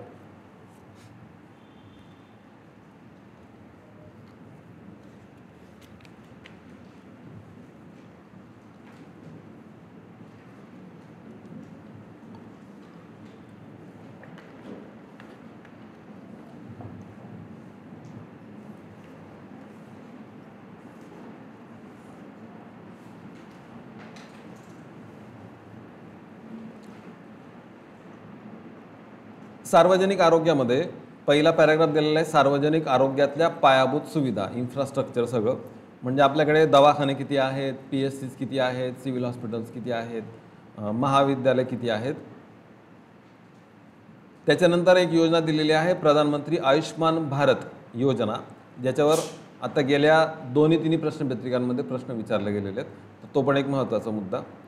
त्याच्यानंतर हिंदू हृदय सम्राट बाळासाहेब ठाकरे आपला दवाखाना, एक नवीन स्कीम आता सुरू झालेली आहे, त्याच्यावर पण एक पॅराग्राफ दिलेला आहे. आणि प्रश्न आहेत 22, 23, 24, 25, 26, 27 एवढे प्रश्न आहेत. ठीक आहे, आपण ते प्रश्न घेऊ आणि नंतर पॅराग्राफवर घेऊ. राज्यातील त्रिस्तरीय आरोग्य सेवा यंत्रणेत प्राथमिक स्तरावर खालीलपैकी कोणत्या सुविधा समाविष्ट आहेत. मी हे आरोग्यामध्ये शिकवलेलं आहे की आपले 3 स्तर आहेत आरोग्याचे, प्राथमिक, द्वितीयक आणि तृतीयक, प्रायमरी, सेकंडरी आणि टर्शरी. त्यातलं जे प्राथमिक स्तर आहे, प्राथमिक पहिला स्तर, त्याच्यामध्ये कोणत्या सुविधा समाविष्ट आहेत आपण वाचूया. सर्वसमावेशक आरोग्य सेवा पुरवण्यासाठी राज्यात त्रिस्तरीय पायाभूत आरोग्य सुविधा आहेत. उपकेंद्रे, प्राथमिक आरोग्य केंद्रे, सामूहिक आरोग्य केंद्रे यांचा प्राथमिक स्तरामध्ये समावेश होतो.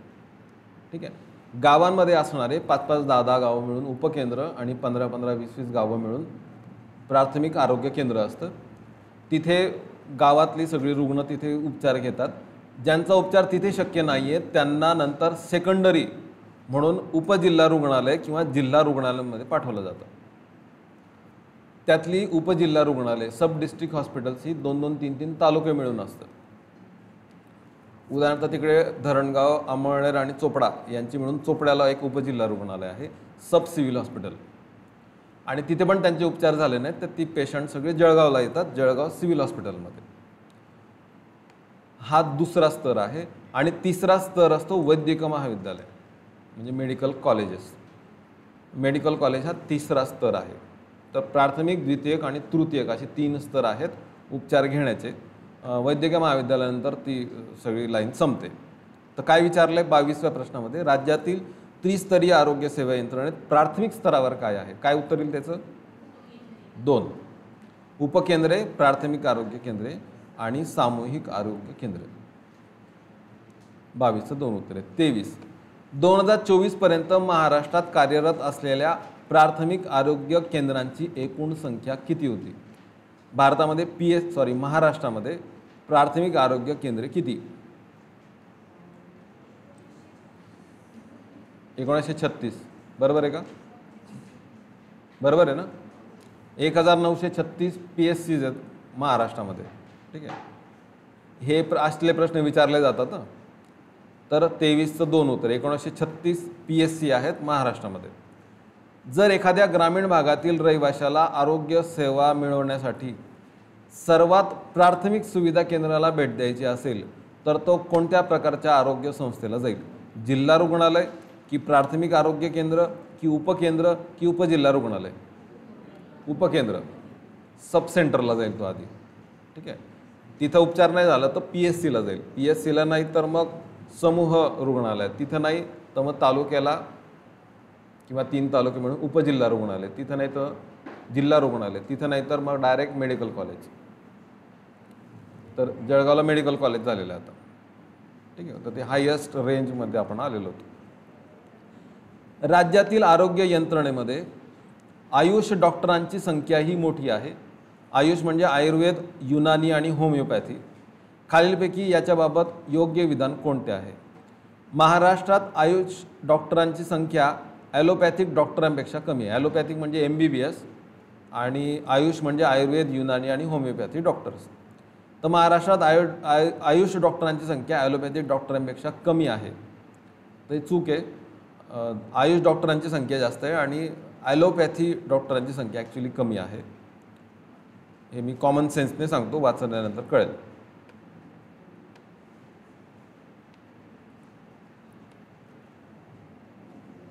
हे बघा, एकूण आयुष डॉक्टर 2 लाख आहेत आपल्याकडे.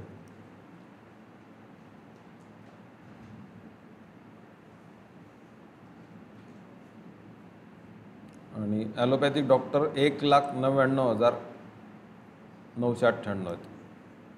सापडलं का? इथे केलं मी हायलाईट बघा स्लाईडवर. 1,99,998 ॲलोपॅथिक डॉक्टर आहेत आणि 2,12,686 आयुष डॉक्टर आहेत. मग कोणते जास्त आहेत? आयुष डॉक्टर जास्त आहेत. ओके, मग एक चुकलेलं आहे. महाराष्ट्र काउन्सिल ऑफ इंडियन मेडिसिनमध्ये टिंब आयुर्वेदिक डॉक्टर नोंदणीकृत आहेत. 1,14,000 दिलेलं इथे. 1,14,432 आयुर्वेदिक डॉक्टर. बरोबर आहे, हे विधान बरोबर आहे. 1,14,000 डॉक्टर्स, 2 लाखापैकी 2.12 पैकी 1.14 लाख आयुर्वेदिक डॉक्टर आहेत. तर हे पण बरोबर आहे. दुसरं बरोबर आहे. होमिओपॅथिक डॉक्टरांची संख्या 50,000 असं दिलेलं आहे. तर होमिओपॅथिक डॉक्टरांची संख्या 88,000 आहे.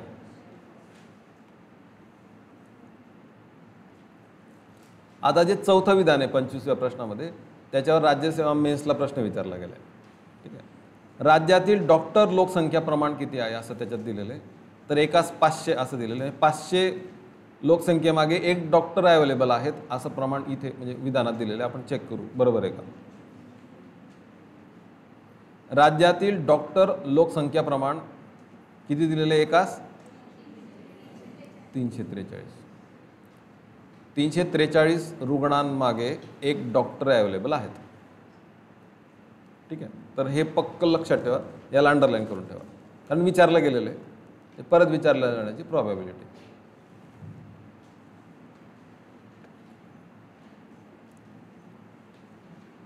जसं तिकडे 31 मुलांमागे 1 शिक्षक आहे, तसं इकडे 343 पेशंट मागे 1 डॉक्टर आहे. प्रधानमंत्री आयुष्मान भारत आरोग्य पायाभूत सुविधा अभियान अंतर्गत 100 खाटांचे अत्यावश्यक सेवा इस्पितळ ब्लॉक कोणत्या जिल्ह्यांमध्ये मंजूर करण्यात आले आहेत? 100 बेडेड हॉस्पिटल्स कोणत्या जिल्ह्यांमध्ये मंजूर करण्यात आलेले आहेत असं यादी विचारलेली आहे. किती नंबर उत्तर आहे?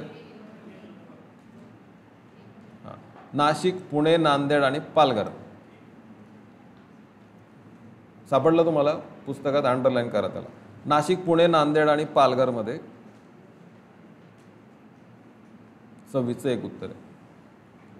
हिंदू हृदय सम्राट बाळासाहेब ठाकरे आपला दवाखाना या उपक्रमाअंतर्गत कोणत्या प्रकारच्या आरोग्य सेवा दिल्या जातात?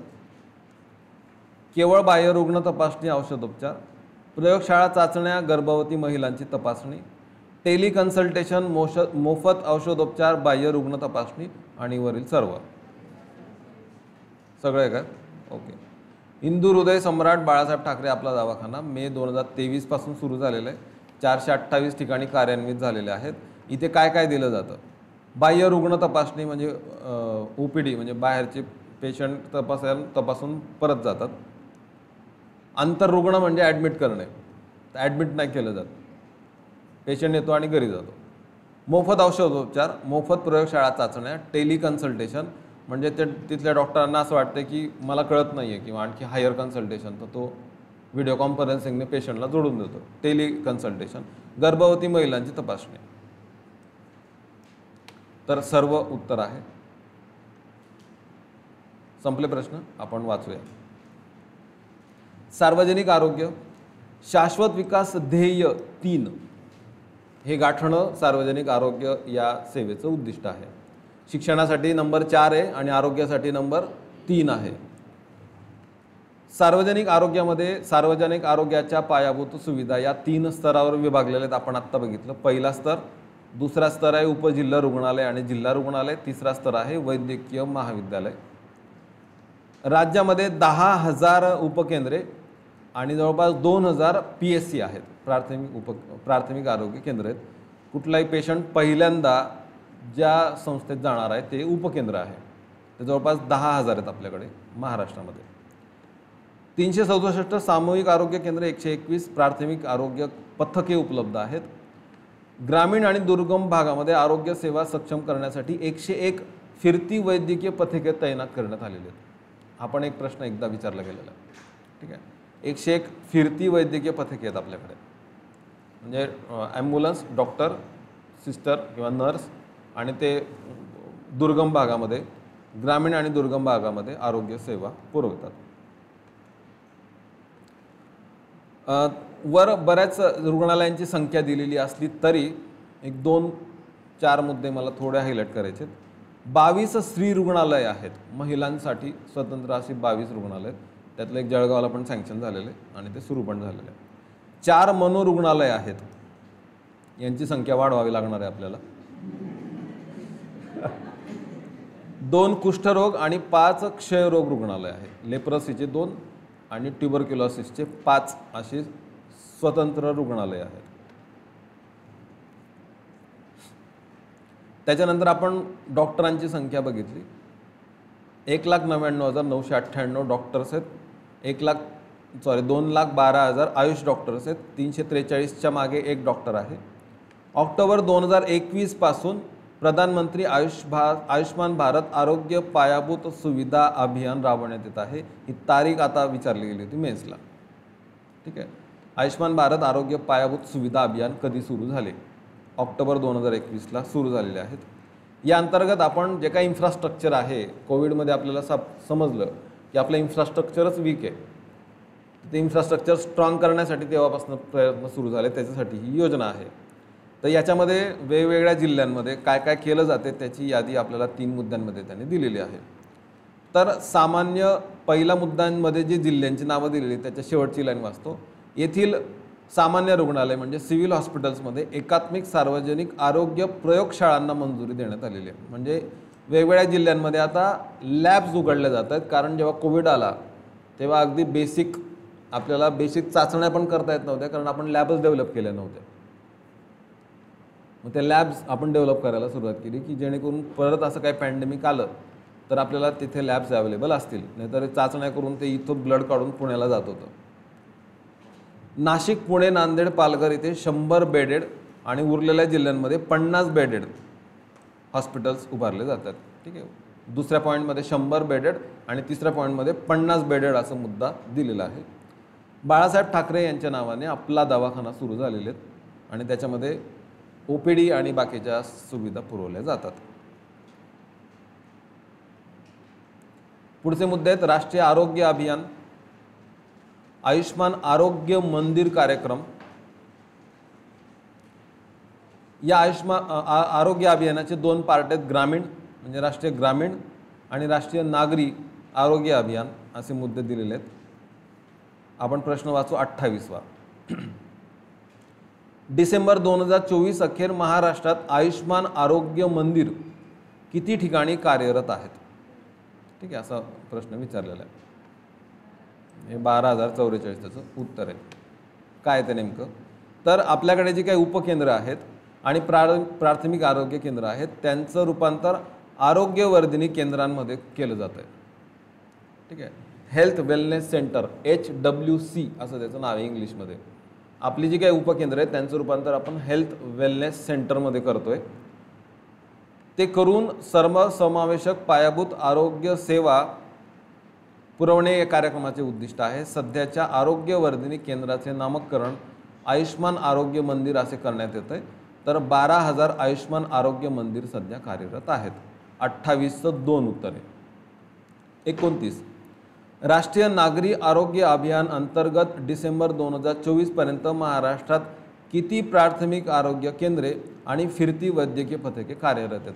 आता वर पण PSC वाचल्या ज्या 2000 होत्या आणि वर पण आपण वैद्यकीय पथके वाचली. आत्ता जी सांगितली ती फक्त नागरी विचारली, अर्बन एरियातलंच विचारलं. आता तर अर्बन एरियामध्ये पण प्राथमिक आरोग्य केंद्र असतात आणि अर्बन एरियात पण फिरती वैद्यकीय पथके असतात. तर अर्बनमध्ये किती प्राथमिक सेंटर्स आहेत आणि किती वैद्यकीय पथके आहेत असं विचारलं. तर अर्बन इथे दिलेलं आहे बघा.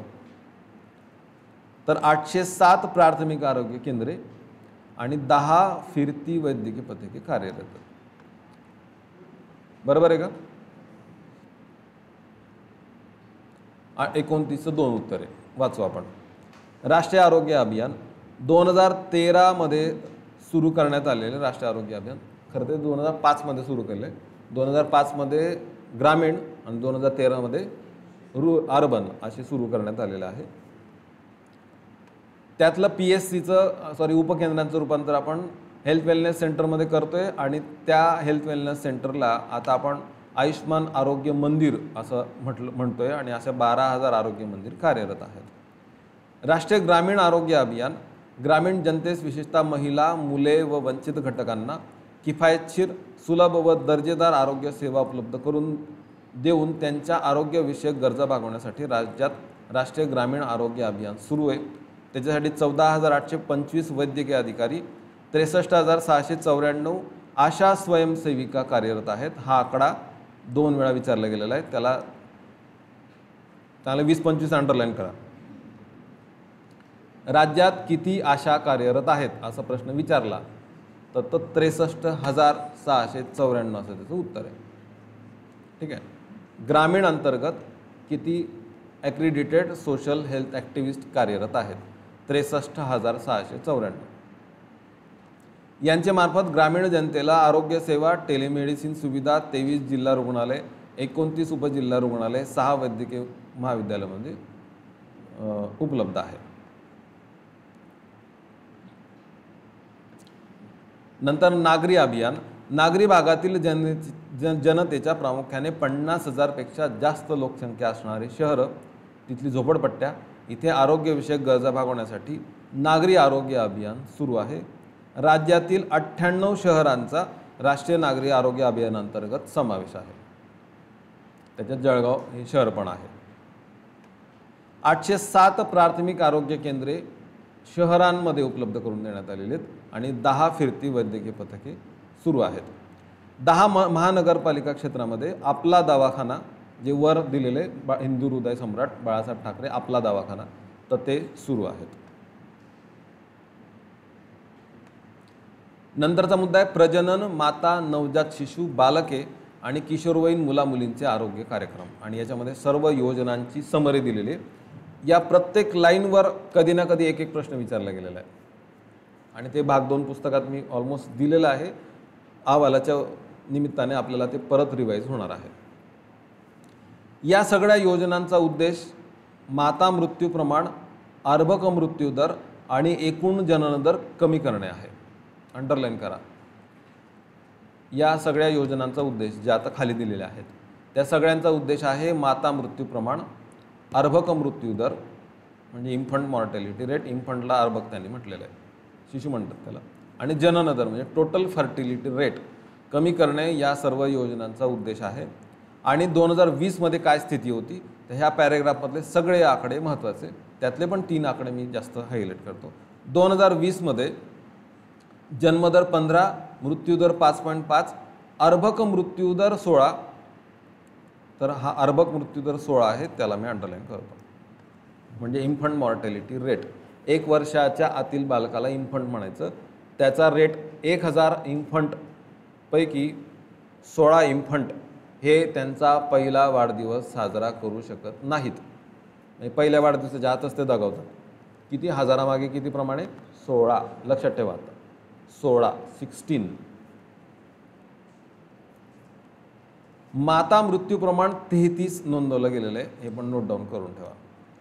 1 लाख माता जेव्हा अपत्याला जन्म देतात तर डिलिव्हरीच्या वेळी 1 लाखाच्या पैकी 33 माता मृत्युमुखी पडतात. आणि एकूण जनन दर जो भारताचा 2 आहे तो राज्याचा 1.5 आहे. जननक्षम वयातील मातेला सरासरी आता 1.5 मुलं आहेत. ठीक आहे, कोणाला तरी 1 आहे, कोणाला तरी 3 आहे, त्याची सरासरी ती 1.5 पर्यंत येते. खाली योजनांची नावं दिलेली आहेत, त्या योजना लक्षात राहण्यासाठी आपण त्याच्यावरचे प्रश्न घेऊ आणि मग योजनांकडे येऊ. त्याच्यानंतर लसीकरण दिलेलं आहे, सार्वजनिक लसीकरण, मग पल्स पोलिओ, मग बाल स्वास्थ्य कार्यक्रम, कुटुंब कल्याण कार्यक्रम आणि किशोरवयीन मुलामुलींसाठी आरोग्य कार्यक्रम. 30वा प्रश्न घेऊ आपण. प्रधानमंत्री मातृवंदना योजना अंतर्गत दुसऱ्या अपत्यासाठी अधिक लाभ कधी दिला जातो? म्हणजे दुसऱ्या अपत्यासाठी लाभ द्यायचा असेल तर तो कधी लागू आहे? जर दुसरे अपत्य जुळे असेल, जर दुसरे अपत्य मुलगी असेल, दुसरे अपत्य दिव्यांग असेल, दुसरे अपत्य आदिवासी कुटुंबातील असेल. आपण आता मातृवंदना योजनावर. प्रधानमंत्री मातृवंदना योजना माता व बालकांचे आरोग्य व पोषण सुधारणे तसेच बुडीत मजुरी पोटी नुकसान भरपाई देणे हा या योजनेचा उद्देश आहे. या लाईनवर नसत्या MPSCच नाही तर UPSCने पण प्रश्न विचारलेला आहे की प्रधानमंत्री मातृवंदना योजनेचा मध्ये जे काही पैसे दिले जातात 5,000 रुपये, ते देण्याचा उद्देश काय आहे? तर देण्याचा उद्देश आहे त्या कालावधीमध्ये त्या मातेने नरेगामध्ये नाव नोंदवलेले पण ती काम करायला जाऊ शकणार नाही आहे, तर त्या बुडालेल्या मजुरीच्या पोटी नुकसान भरपाई देणे हा उद्देश पहिला. आणि ते 5,000चा वापर ती स्वतःचे मेडिसिन आणि बाळाचे मेडिसिन किंवा स्वतःचा आहार आणि बाळाचा आहार याच्यासाठी खर्च करेल, म्हणून आरोग्य आणि पोषण याच्यासाठी ही मदत दिली जाते. 2 हप्त्यांमध्ये दिली जाते. दुसरी अपत्य मुलगी असेल तर 6,000 थेट लाभ हस्तांतरणाद्वारे दिली जाते. म्हणजे हे पहिल्या अपत्यासाठीच मदत आहे. दुसऱ्या अपत्याला मदत मिळेल तेव्हाच जेव्हा दुसऱ्या अपत्य मुलगी असेल तर. काय उत्तर आहे त्याचं? 30चं 2 उत्तर आहे.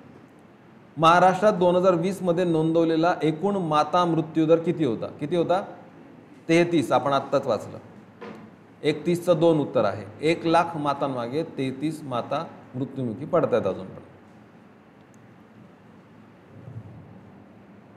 2000चं लोकसंख्या धोरणामध्ये किती करायचं आपल्याला? 100. माता मृत्यू प्रमाण 100वर आणायचं होतं ना. 1 लाखामागे 100, ते आपण 33वर आणलेलं आहे राज्याने. नवसंजीवनी योजना मुख्यतः कोणत्या समाज घटकांच्या माता मृत्यू आणि अर्भक मृत्यू दर कमी करण्यासाठी राबवली जाते? आपण नवसंजीवनी योजना घेऊ, याच्यावर पण प्रश्न विचारला गेलेला आहे. 4थी योजना आहे बघा, वर 4 नंबरला दिली. फिरत्या वैद्यकीय पथकांच्या भेटी, दाई बैठका, दाई म्हणजे जी प्रसूती करते, मान्सूनपूर्व प्रतिबंधात्मक उपाय यासारख्या उपक्रमांद्वारे आदिवासी लोकांच्या आरोग्याची स्थिती सुधारून आदिवासी भागातील माता मृत्यू आणि अर्भक मृत्यू कमी करण्यासाठी सुरू करण्यात आलेली योजना आहे. काय उत्तर आहे मग त्याचं? 4. 32चं 4 उत्तर आहे. नवसंजीवनी योजना आदिवासी समुदायासाठी सुरू केलेली योजना आहे. 33वा प्रश्न, राष्ट्रीय बाल स्वास्थ्य कार्यक्रम अंतर्गत कोणत्या वयोगटातील मुलांची आरोग्य तपासणी केली जाते? राष्ट्रीय बाल स्वास्थ्य कार्यक्रमामध्ये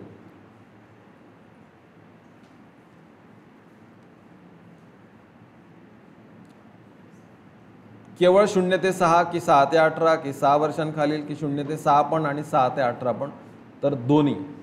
बघा, राष्ट्रीय बाल स्वास्थ्य कार्यक्रमामध्ये 6 वर्षापर्यंतच्या शाळापूर्व बालकांची म्हणजे 0 ते 6 आणि 6 ते 18 म्हणजे जन्माला आल्यापासून 12वी पर्यंत अशा सगळ्या बालकांची तपासणी केली जाते. राष्ट्रीय बाल स्वास्थ्य कार्यक्रम. 33चं 4 उत्तर आहे. बरोबर आहे. 34. 2023-24 मध्ये महाराष्ट्र राज्यात पल्स पोलिओ कार्यक्रमांतर्गत किती बालकांचे लसीकरण करण्यात आले? 111.52 लाख. 34चं 2 उत्तर. Got it. आपण योजना वाचू सगळ्या. पहिली योजना जननी सुरक्षा योजना. संस्थात्मक प्रसूतीस चालना देण्यासाठी आपण जननी सुरक्षा योजना सुरू केलेली. कधी सुरू झाली? 2005 मध्ये सुरू झाली. संस्थात्मक प्रसूतीचे प्रमाण टिंब टक्के करणे हे राष्ट्रीय लोकसंख्या धोरणाचं उद्दिष्ट आहे. किती? 80% करणे. ठीक आहे. या संस्थात्मक प्रसूतीचं प्रमाण वाढवण्यासाठी आपण जननी सुरक्षा योजना सुरू केलेली. त्याच्यामध्ये दारिद्र्य रेषेखालील म्हणजे BPL अनुसूचित जाती आणि अनुसूचित जमातीच्या कुटुंबातील मातेला थेट आर्थिक सहाय्य केलं जातं. प्रधानमंत्री सुरक्षित मातृत्व अभियान गर्भवती महिलांना प्रत्येक महिन्याच्या ठराविक दिवशी आणि 9 तारीख ठरवलेली आहे. त्या दिवशी खाजगी दवाखान्यांमध्ये मोफत आरोग्य सुविधा पुरवली जाते. प्रधानमंत्री मातृवंदना योजनेमध्ये 5,000 रुपये आर्थिक मदत केली जाते. कशासाठी? आरोग्य, पोषण आणि बुडीत मजुरीची भरपाई करण्यासाठी. दुसरा पत्या असेल आणि मुलगी असेल तर 6,000. प्रधानमंत्री मातृवंदना योजना तिसरी आणि वरची पहिली जननी सुरक्षा योजना हे एकत्र मिळून पण 6,000 रुपये दिले जातात. नवसंजीवनी योजना आदिवासी भागातील कुटुंबांसाठी आहे. मातृत्व अनुदान योजना आदिवासी भागातील गर्भवती महिलांची प्रसूतीपूर्व नोंदणी, नियमित आरोग्य तपासणी, आरोग्य औषधे, आवश्यक औषधे यासारख्या आरोग्य सेवांसाठी सुरू आहे. सार्वत्रिक लसीकरण घटसर्पपासनं तर रोटा व्हायरसपर्यंत वेगवेगळ्या लसी आपण देतो. त्यातला आहे पल्स पोलिओ कार्यक्रम. 5 वर्षाखालील मुलांना कितीही पोलिओ डोस दिलेले असली तरी एकदा पल्स पोलिओ दिला जातो. एकदाच सगळ्यांना दिला जातो. 2023-24 मध्ये 111 लाख बालकांनी लसीकरण घेतलेलं आहे. पल्स पोलिओ कार्यक्रम आपण पोलिओ मुक्त झालेलं आहे तरी पण पोलिओ आपण देणं सुरू केलं आहे कारण बांगलादेश आणि पाकिस्तानमध्ये अजून पण पोलिओ जिवंत आहे. राष्ट्रीय बाल स्वास्थ्य कार्यक्रम 0 ते 6 आणि 6 ते 18 या वयोगटामध्ये जन्मजात दोष, मुलांचे आजार, न्यूनता आणि अपंगत्व हे लहानपणीच लक्षात यावं आणि या 4 दोषांचे त्यांना 4D असं म्हटलेलं आहे, डिफॉर्मिटी वगैरे वगैरे डिसीजेस, तर हे सगळे डिसॅबिलिटी हे सगळे आत्ताच लहानपणीच दूर करावेत यासाठी राष्ट्रीय बाल स्वास्थ्य कार्यक्रम सुरू आहे. कुटुंब कल्याण कार्यक्रम सुरू आहे. किशोरवयीन मुलामुलींसाठी कार्यक्रम सुरू आहे. याच्यावर पण प्रश्न विचारला गेलेला आहे. किशोरवयीन मुलं म्हणजे कोणता वयोगट आहे? वय 10 ते 19 वर्षे. एकूण लोकसंख्येत या गटाचा वाटा 23% आहे. ठीक आहे. आणि खूप व्हल्नरेबल असा गट आहे. म्हणजे हा इतका अस्थिर आहे आत्ता. म्हणजे मी ज्या क्राऊडसमोर बोलतोय आत्ता तुम्ही खूप मॅच्युअर आहेत. तुमच्याबरोबर चर्चा करणे, तुम्हाला समजून सांगणे हे खूप सोपं आहे. आणि याच्याऐवजी माझा मुलगा आला आज, त्याला इथं बसवलं होतं, 5 मिनटं बसणार नाही. त्यामुळे काय बोरिंग शिकवतात तुम्ही. त्यांच्या ऐकण्याची मानसिकताच नाही डायरेक्ट. तुम्ही 2 तास लेक्चरला बसू शकतात, 2 तास व्हिडिओ बघू शकतात. ते शॉर्ट्सवाले आहेत. काय सांगायचं 10 सेकंदात सांगा आणि ते पटकन सरकतात. ठीक आहे. पेशन्स नाही. 10 ते 19 वर्ष आत्ताचं वयोगट येतं आणि नेमके ते 23% जातात आणि ते पुढे भविष्य घडवणार आहेत देशाचं आपलं.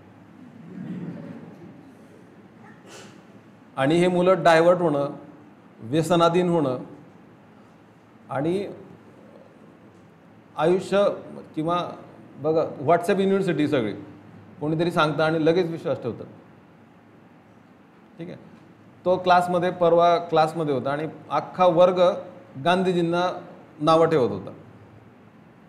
मग आता त्याच्याने त्याचा पण ब्रेन वॉश झाला.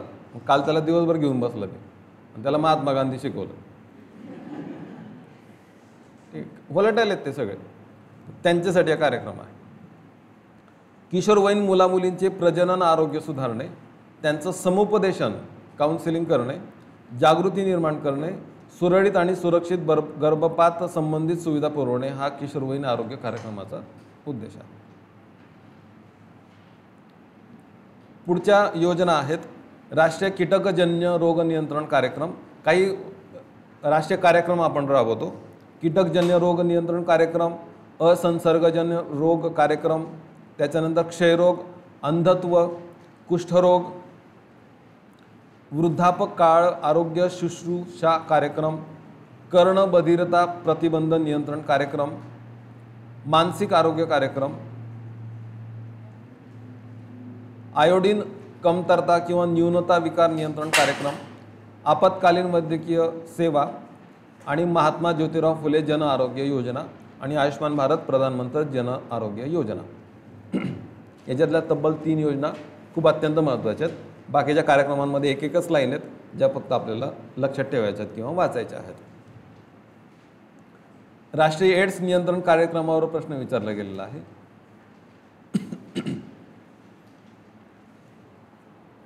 तुमच्यातले ज्यांनी प्रिव्हियस इयर क्वेश्चन वाचलेले आहेत त्यांना आजच्या लेक्चरचा सिरियसनेस कळेल की बरोबर प्रत्येक पेजवर किमान 2-3 प्रश्न विचारले गेलेले.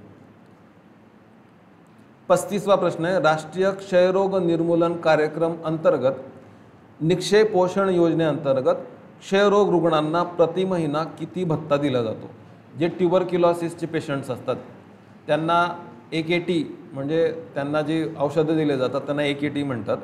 तर त्यांना AKTचं किट दिलं जातं आणि त्याच्यासोबत आत्ता त्यांना चांगला आहार मिळवता यावा यासाठी आर्थिक मदत पण दिली जाते. तर प्रति महिना किती भत्ता दिला जातो असं विचारलं. Very good. प्रति महिना 1000 रुपये भत्ता दिला जातो. ठीक आहे. तर चांगली फळं आणि चांगला प्रोटीन डाएट त्यांनी घेतला पाहिजे जेणेकरून त्यांची प्रतिकारक क्षमता वाढेल. क्षयरोग ट्युबरक्युलोसिस ठीक आहे तो जो बॅक्टेरियम आहे तो म्हणजे तुम्हाला विश्वास बसणार नाही. आता तुमच्या सगळ्यांच्या लंग्समध्ये येतो, माझ्या पण लंग्समध्ये. तो फक्त वाट बघत असतो आपली इम्युनिटी डाऊन होण्याची आणि आपली इम्युनिटी डाऊन झाली की लगेच तो डोकं वर काढतो. कारण प्रत्येकाने कधी ना कधी खोकलून आपल्याला प्रसाद दिलेला असतो आणि आपल्या लंग्समध्ये आहेत आत्ता ते फक्त इम्युनिटी डाऊन होण्याचं वाट बघतात. त्यामुळे इम्युनिटी डाऊन होऊ देऊ नका. विशेषतः तुम्ही आता हॉस्टेलमध्ये राहतात म्हणून सांगतो. ठीक आहे. चांगला आहार घ्या, चांगलं भरपूर पाणी प्या आणि उन्हाळ्यात काळजी घ्या. आणि उन्हाळ्यात इम्युनिटी डाऊन होण्याचे जास्त चान्सेस. तर 1000 भत्ता दिला जातो ट्युबरक्युलोसिससाठी. इम्युनिटी डाऊन झाली की 1000 रुपयासाठी तुम्ही पात्र व्हाल.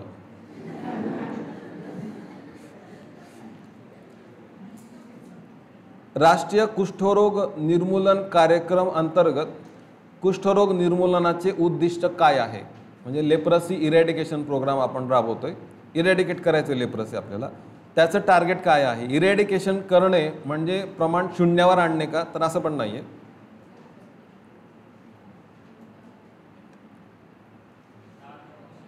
सर्व जिल्ह्यांमध्ये 10,000 लोकसंख्येपेक्षा मागे 1 पेक्षाही कमी करणे हे आपलं टार्गेट आहे. ठीक आहे. 1च्या खाली आलं पाहिजे. 1 तर सापडणारच आहे पण 1च्या खाली जर आलं तर आपण अचीव केलं असं त्याला म्हणायचं. म्हणजे इरॅडिकेट केलं असं म्हणायचं. ते 1च्या खाली आणायचं. सध्या कुष्ठरोगाचं प्रमाण प्रति 10,000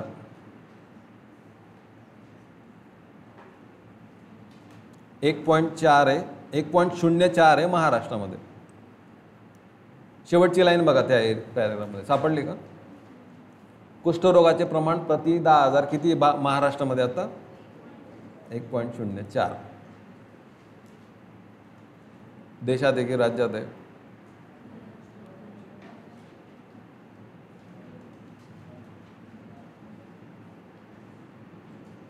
राज्याचा असणार आहे कदाचित. म्हणजे इरेडिकेशन झालं आहे का? नाही.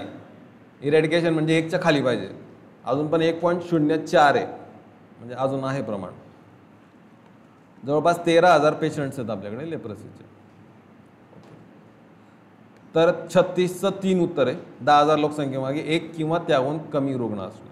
37 एकात्मिक महात्मा ज्योतिराव फुले जन आरोग्य योजना व आयुष्मान भारत प्रधानमंत्री जन आरोग्य योजना अंतर्गत प्रति कुटुंब किती आरोग्य विमा संरक्षण अनुज्ञेय आहे? 5 लाख रुपये. हा प्रश्न विचारला गेलेला आहे. 5 लाख रुपयांपर्यंत रिइंबर्समेंट मिळते आपल्याला. आधी जी राष्ट्रीय आरोग्य स्वास्थ्य विमा योजना होती त्याच्यामध्ये 30,000च होती. जास्तीत जास्त 30,000 वर्षाला मिळतील एका कुटुंबाला. आता डायरेक्ट 5 लाख करण्यात आलेले आहे. आणि विशेष म्हणजे त्याचा हप्ता आपण नाही भरायचा, सरकार भरते त्याचा प्रीमियम. ओके. राष्ट्रीय मानसिक आरोग्य कार्यक्रम अंतर्गत किती प्रादेशिक मनोरुग्णालये महाराष्ट्र राज्यात कार्यरत आहेत? सापडले पण का तुम्हाला?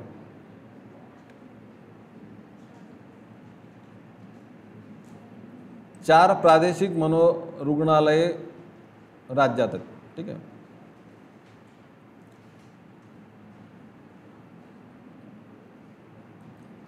प्रादेशिक म्हणजे काय? तर म्हणजे विभाग. म्हणजे आता जसं नाशिक विभाग आहे, नाशिकमध्ये आरोग्याच्या दृष्टीने नाशिक, जळगाव, धुळे, नंदुरबार आणि अहमदनगर किंवा अहिल्यानगर असं एवढा एरिया. तर असे 4 प्रादेशिक मनोरुग्णालय महाराष्ट्रात आहेत. 38चं 3 उत्तर आहे. 39 कोणती विधाने बरोबर आहेत? राष्ट्रीय अंधत्व नियंत्रण कार्यक्रमाअंतर्गत मोतीबिंदू शस्त्रक्रिया आणि विद्यार्थ्यांना चष्मा पुरवला जातो. अंधत्व निवारण कार्यक्रम घेऊ आपण. राष्ट्रीय अंधत्व नियंत्रण कार्यक्रम याच्यामध्ये मोतीबिंदूच्या शस्त्रक्रिया केल्या जातात. शाळेत जाणाऱ्या मुलांची तपासणी करून दृष्टीदोष आढळणाऱ्या विद्यार्थ्यांना चष्मा पुरवला जातो. चष्मा पुरवला जातो. ठीक आहे. 2025 पर्यंत अंधत्वाचे प्रमाण 0.25% आणणे हे राष्ट्रीय अंधत्व नियंत्रण कार्यक्रमाचे उद्दिष्ट आहे. ही लाईन प्रश्न विचारला गेलेला आहे. 2025 पर्यंत 0.25% आणणे हे उद्दिष्ट आहे. जो ब्लाइंडनेस जन्मतः आहे किंवा जन्मतः जो ब्लाइंडनेस आहे त्याला आपण ब्लाइंडनेस असंच म्हणतो. आणि जो नंतर डेव्हलप होतो किंवा म्हातारी लोक पण मोतीबिंदू डेव्हलप झाल्यानंतर ती पण अंधच होतात एक प्रकारे, तर त्याला ॲक्वायर्ड ब्लाइंडनेस असं म्हणतात. म्हणजे नंतर निर्माण झालेला ब्लाइंडनेस. ठीक आहे. तर असं सगळेच ब्लाइंडनेस आपल्याला कमी करायचे, 0.25% आणायचे आहे. हीच लाईन याच्यामध्ये महत्त्वाची. तर ए विधान बरोबर आहे. बी विधान राष्ट्रीय कुष्ठरोग निर्मूलन कार्यक्रमाअंतर्गत कुष्ठरोगाचे प्रमाण 10,000 लोकसंख्येमागे 1.04 होते. बरोबर आहे? बरोबर आहे, आपण आत्ताच वाचलं. बी बरोबर आहे. राष्ट्रीय कीटकजन्य रोग नियंत्रण कार्यक्रमाचा उद्देश केवळ हिवताप नियंत्रण करणे आहे. आता कीटकजन्य म्हणजे काय इंग्लिशमध्ये? Correct, vector born. Vector born म्हणजे काय? तर तो आजार ज्या व्हायरस बॅक्टेरियामुळे होतो, फंगसमुळे होतो, तो वाहून नेणारा जो ऑर्गॅनिझम आहे त्याला व्हेक्टर म्हणायचं. मलेरिया डासांमुळे नाही होत. मलेरिया कोणामुळे होतो? प्लाझ्मोडियममुळे होतो. तो प्लाझ्मोडियम वाहून नेण्याचं काम डास करतो. मग डासाला व्हेक्टर म्हणायचं. आणि त्याला इथे म्हटलेलं आहे कीटक. तर असे व्हेक्टर कोण कोण आहेत? डास आहे, माशी आहे. ठीक आहे. स्वतः माणूसच मोठा किडा आहे, तो किती आजार वाहून देतो. तर कीटकजन्यमध्ये कोणकोणते येतात बघा? हिवताप, हत्ती रोग, डेंग्यू, मेंदूज्वर, चिकुनगुनिया, ॲक्यूट एन्सेफेलायटिस सिंड्रोम. डासांचे जेवढे जाती आहेत त्यातले आणखी ते एडिस इजिप्ती वेगळा, आणखी त्याच्यात ॲनोफिलीसची मादी आणखी वेगळी, आणखी क्युलेक्स, आणखी वेगवेगळे प्रकार आहेत. आणखी ते हे डास हे आजार वाहून नेतील, ते डास ते आजार वाहून नेतील. माशांचे प्रकार आहेत, सँड फ्लाय किंवा वगैरे वगैरे, त्याच्यात पण आणखी प्रकार आहेत. तर कीटकजन्यमध्ये फक्त हिवताप नाही आहे, मलेरिया नाही, तर अनेक आजार आहेत असं त्याचा अर्थ होतो. तर सी विधान चुकलेलं आहे. राष्ट्रीय वृद्धापकाळ आरोग्य शुश्रूषा कार्यक्रम केवळ शहरी भागात लागू आहे. एक्झॅगरेटेड सेंटेन्स आहे. वृद्ध काय फक्त शहरात राहतात काय, खेड्यात पण राहतात. तर बरोबर विधानं काय असू शकतात? ए आणि बी. माहीत नाही, वाचतो तरी. जिल्हा रुग्णालय ग्रामीण रुग्णालय करिता राबवण्यात येतो, म्हणजे सगळीकडे राबवण्यात येतो. प्रश्न कॅन्सल का? प्रश्न कॅन्सल. 40. राष्ट्रीय क्षयरोग निर्मूलन कार्यक्रम संदर्भात योग्य पर्याय निवडा. या कार्यक्रमांतर्गत क्षयरोग रुग्णांना, क्षयरोग म्हणजे ट्युबरक्युलोसिस, मोफत निदान व उपचार दिले जातात. बरोबर. 2025 पर्यंत क्षयरोगाचं निर्मूलन करायचं आहे आपल्याला. बरोबर आहे. चाललं वर्ष संपत आले आता. क्षयरोगावर उपचार घेत असलेल्या रुग्णांना निक्षय पोषण योजनेअंतर्गत दरमहा 500 रुपये दिले जातात. नाही, किती? 1000 रुपये दिले जातात. 23-24 मध्ये क्षयरोग कार्यक्रमासाठी 216 कोटी रुपये खर्च झाले. आपण चेक करू.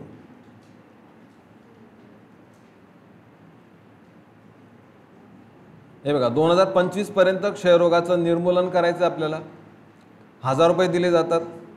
23-24 मध्ये 216 कोटी रुपये खर्च झाला.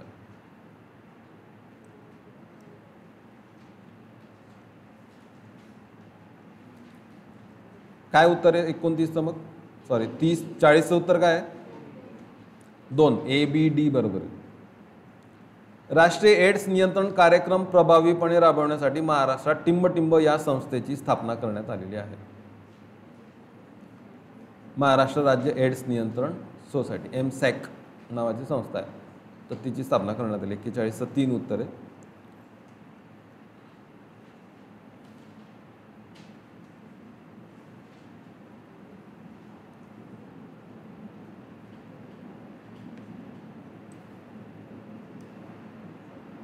ठीक आहे. याच्यावर प्रश्न विचारला गेला होता की या योजनेसाठी केंद्र राज्य वाटा किती आहे. तो काही 75-25 तेव्हा काहीतरी होता. आता तो 60-40 आहे. म्हणजे सगळ्याच योजनांमध्ये 60-40 आहे. वाचूया आपण. कीटकजन्य रोग नियंत्रण कार्यक्रम सगळ्या वेक्टर बॉर्न डिसीजेससाठी आहे. असंसर्गजन्य रोग असे काही रोग आहेत ते संसर्गाने नाही होत. उदाहरणार्थ हार्ट अटॅक संसर्गजन्य नाही आहे. ठीक आहे. तर त्यांच्यासाठी हे बघा, हृदय व रक्तवाहिन्यांचे रोग, स्ट्रोक म्हणजे पॅरालिसिस, क्रोनिक ऑब्स्ट्रक्टिव्ह पल्मनरी रोग म्हणजे फुफ्फुसाचे काही असे आजार ज्याच्यामध्ये फुफ्फुस ब्लॉक होतात, क्रोनिक किडनीचे आजार आणि कॅन्सर हे ट्रान्सफर नाही होत एकाचे दुसऱ्याला, संसर्ग नाही होत. तर त्यांच्यासाठी एक योजना सुरू आहे. असं विचारतील याच्यापैकी कोणते आजार संसर्गजन्य आहेत किंवा नाहीत. तर ते सायन्समध्ये विचारतातच. ते आर्थिक पाहणी अहवालात आलेले आहे. क्षयरोग नियंत्रण निर्मूलन कार्यक्रम 2025 पर्यंत निर्मूलन करायचं आपल्याला. 1000 रुपये दिले जातात. निदान उपचार आणि उपचारात्मक पाठपुरावा सगळं मोफत दिलं जातं. काउन्सेलिंग मोफत दिलं जातं. 2024 मध्ये दर लाख लोकसंख्येमागे संचित क्षयरुग्णांची संख्या 2704 होती. अंधत्व 0.25% आत आपल्याला अंधत्वाचं प्रमाण आणायचं 2025 पर्यंत. यासाठी मोतीबिंदूच्या शस्त्रक्रिया केल्या जातात. विद्यार्थ्यांना चष्मे पुरवले जातात. कुष्ठरोगाचं टार्गेट आहे 10,000च्या मागे 1 च्या खाली आणणे. कुष्ठरोगाचं प्रमाण सध्या 1.04 आहे. वृद्धापकाळ आरोग्य शुश्रूषा कार्यक्रम सुरू आहे दोन्ही ठिकाणी. कर्णबधिरता प्रतिबंध आणि नियंत्रण कार्यक्रम सुरू आहे. याच्यामध्ये हिअरिंग एड्स दिले जातात. त्या व्यक्तींचं पुनर्वसन केलं जातं. मानसिक आरोग्य कार्यक्रम, केंद्र शासनाचा राष्ट्रीय मानसिक आरोग्य कार्यक्रम राज्यामध्ये राबवला जातोय. राष्ट्रीय मानसिक आरोग्य कार्यक्रम राबवण्याचा उद्देश असा आहे की जसं 343 पेशंट्स मागे एक डॉक्टर अवेलेबल आहे, तसं मानसिक डॉक्टरांचं प्रमाण खूप कमी आहे आणि मानसिक रुग्णांचं प्रमाण खूप जास्त आहे. तर जास्तीत जास्त लोकसंख्येला मानसिक चिकित्सक जास्तीत जास्त उपलब्ध व्हावे हा खरा उद्देश आहे राष्ट्रीय मानसिक आरोग्य कार्यक्रमाचा. तर जिल्हा स्तरावर जिल्हा मानसिक आरोग्य युनिट सुरू करणे, प्रारंभिक टप्प्यावर मानसिक आजार ओळखणे आणि लगेच उपचार करणे, दुर्गम आणि ग्रामीण लोकसंख्येपर्यंत ते पोहोचवणे असे वेगवेगळे उद्देश आहेत.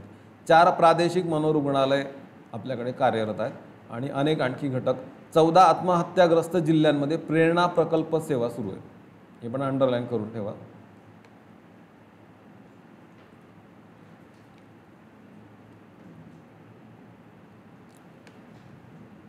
आयोडीन न्यूनता विकाराचे प्रमाण 5% कमी करायचं आपल्याला, आणि आयोडीन नाही मिळालं तर काय होतं?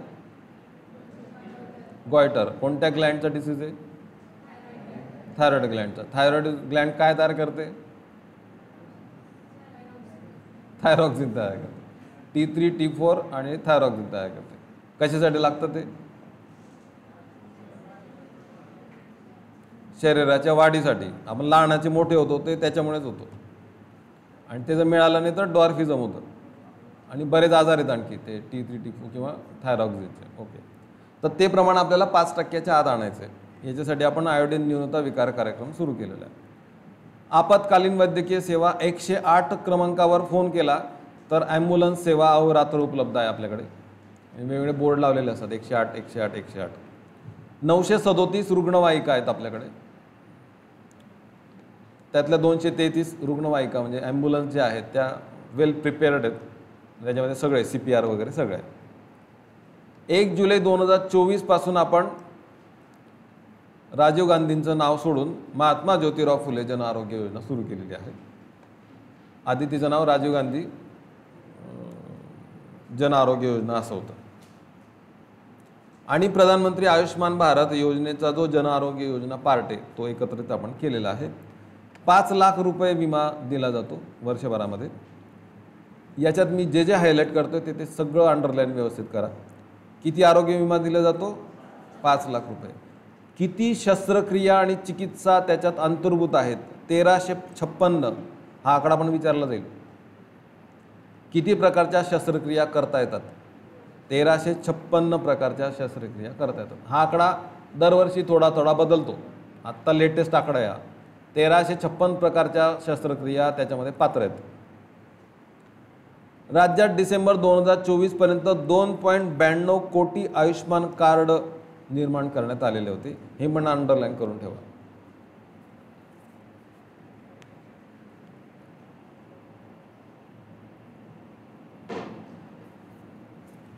पुढचे राष्ट्रीय एड्स नियंत्रण कार्यक्रम.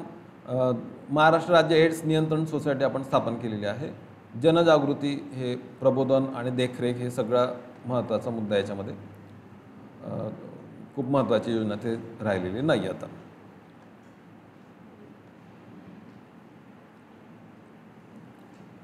राज्य रक्त संक्रमण परिषद, साथरोग नियंत्रण कार्यक्रम, मानवी अवयव प्रत्यारोपण म्हणजे लोक मृत्यूच्या आधी डोनेट करतात वेगवेगळे ऑर्गन्स, तर त्याच्या संदर्भात पण एक योजना आपल्याकडे सुरू आहे. तर त्याच्या संदर्भात 1-2-3 प्रश्न आहेत ते आपण घेऊया. राज्य रक्त संक्रमण परिषद अंतर्गत सन 2000 पासून खालीलपैकी कोणत्या आजारांनी ग्रस्त रुग्णांना मोफत रक्त पुरवठा केला जातो? थॅलासेमिया आणि हिमोफिलिया. ठीक आहे, याच्यामध्ये काय होतं, रक्त पातळ झालेलं असतं आणि रक्तवाहिन्यांमध्ये सिक्रेट होऊ शकतं, तोंडातून रक्त येऊ शकतं किंवा युरिनमधून रक्त जाऊ शकतं. तर ते जाऊ नये याच्यासाठी सतत या प्रकारच्या बालकांना, सिकल सेल ॲनिमिया असेल, थॅलेसेमिया असेल, हिमोफिलिया असेल, तर त्यांना दर महिन्याला 1 रक्ताची बाटली चढवावी लागते. तर ती त्यांना या आजारांचा जर प्रादुर्भाव असेल तर राज्य सरकारमार्फत ती रक्ताची बाटली मोफत दिली जाते सिव्हिल हॉस्पिटल्समध्ये. तर सुरक्षित रक्ताचा आणि रक्तघटकांचा पुरेसा पुरवठा वाजवी दरात उपलब्ध करणे हे या परिषदेचं काम आहे.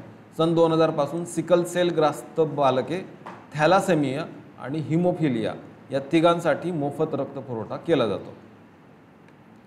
तर काय 2 उत्तरे, सिकल सेल ॲनिमिया, थॅलेसेमिया आणि हिमोफिलिया. तिघांमध्ये फरक आहे ना, ते सायन्स सरांनी शिकवलं असेल. मानवी अवयव प्रत्यारोपण. आपण मानवी अवयव प्रत्यारोपण अधिनियम 1994 केलेला आहे. या कायद्याअंतर्गत ऑर्गन डोनेट होतात आणि ते दुसऱ्यांना बसवले जातात. डिसेंबर 2024 अखेर 284 अशी प्रत्यारोपण केंद्र, अवयव प्रत्यारोपण केंद्र राज्यात कार्यरत आहेत. जिथे ते ऑर्गन्स डोनेट केलेले स्टोअर करायचे किंवा त्याचं काय करायचं ते सगळे निर्णय घेतले जातात. तर 44चं 3 उत्तर आहे. ठीक आहे, ब्रेक घेऊ आपण आणि मग महिला आणि बालविकास हे मुद्दे सुरू करू. समजतंय सगळ्यांना बरोबर?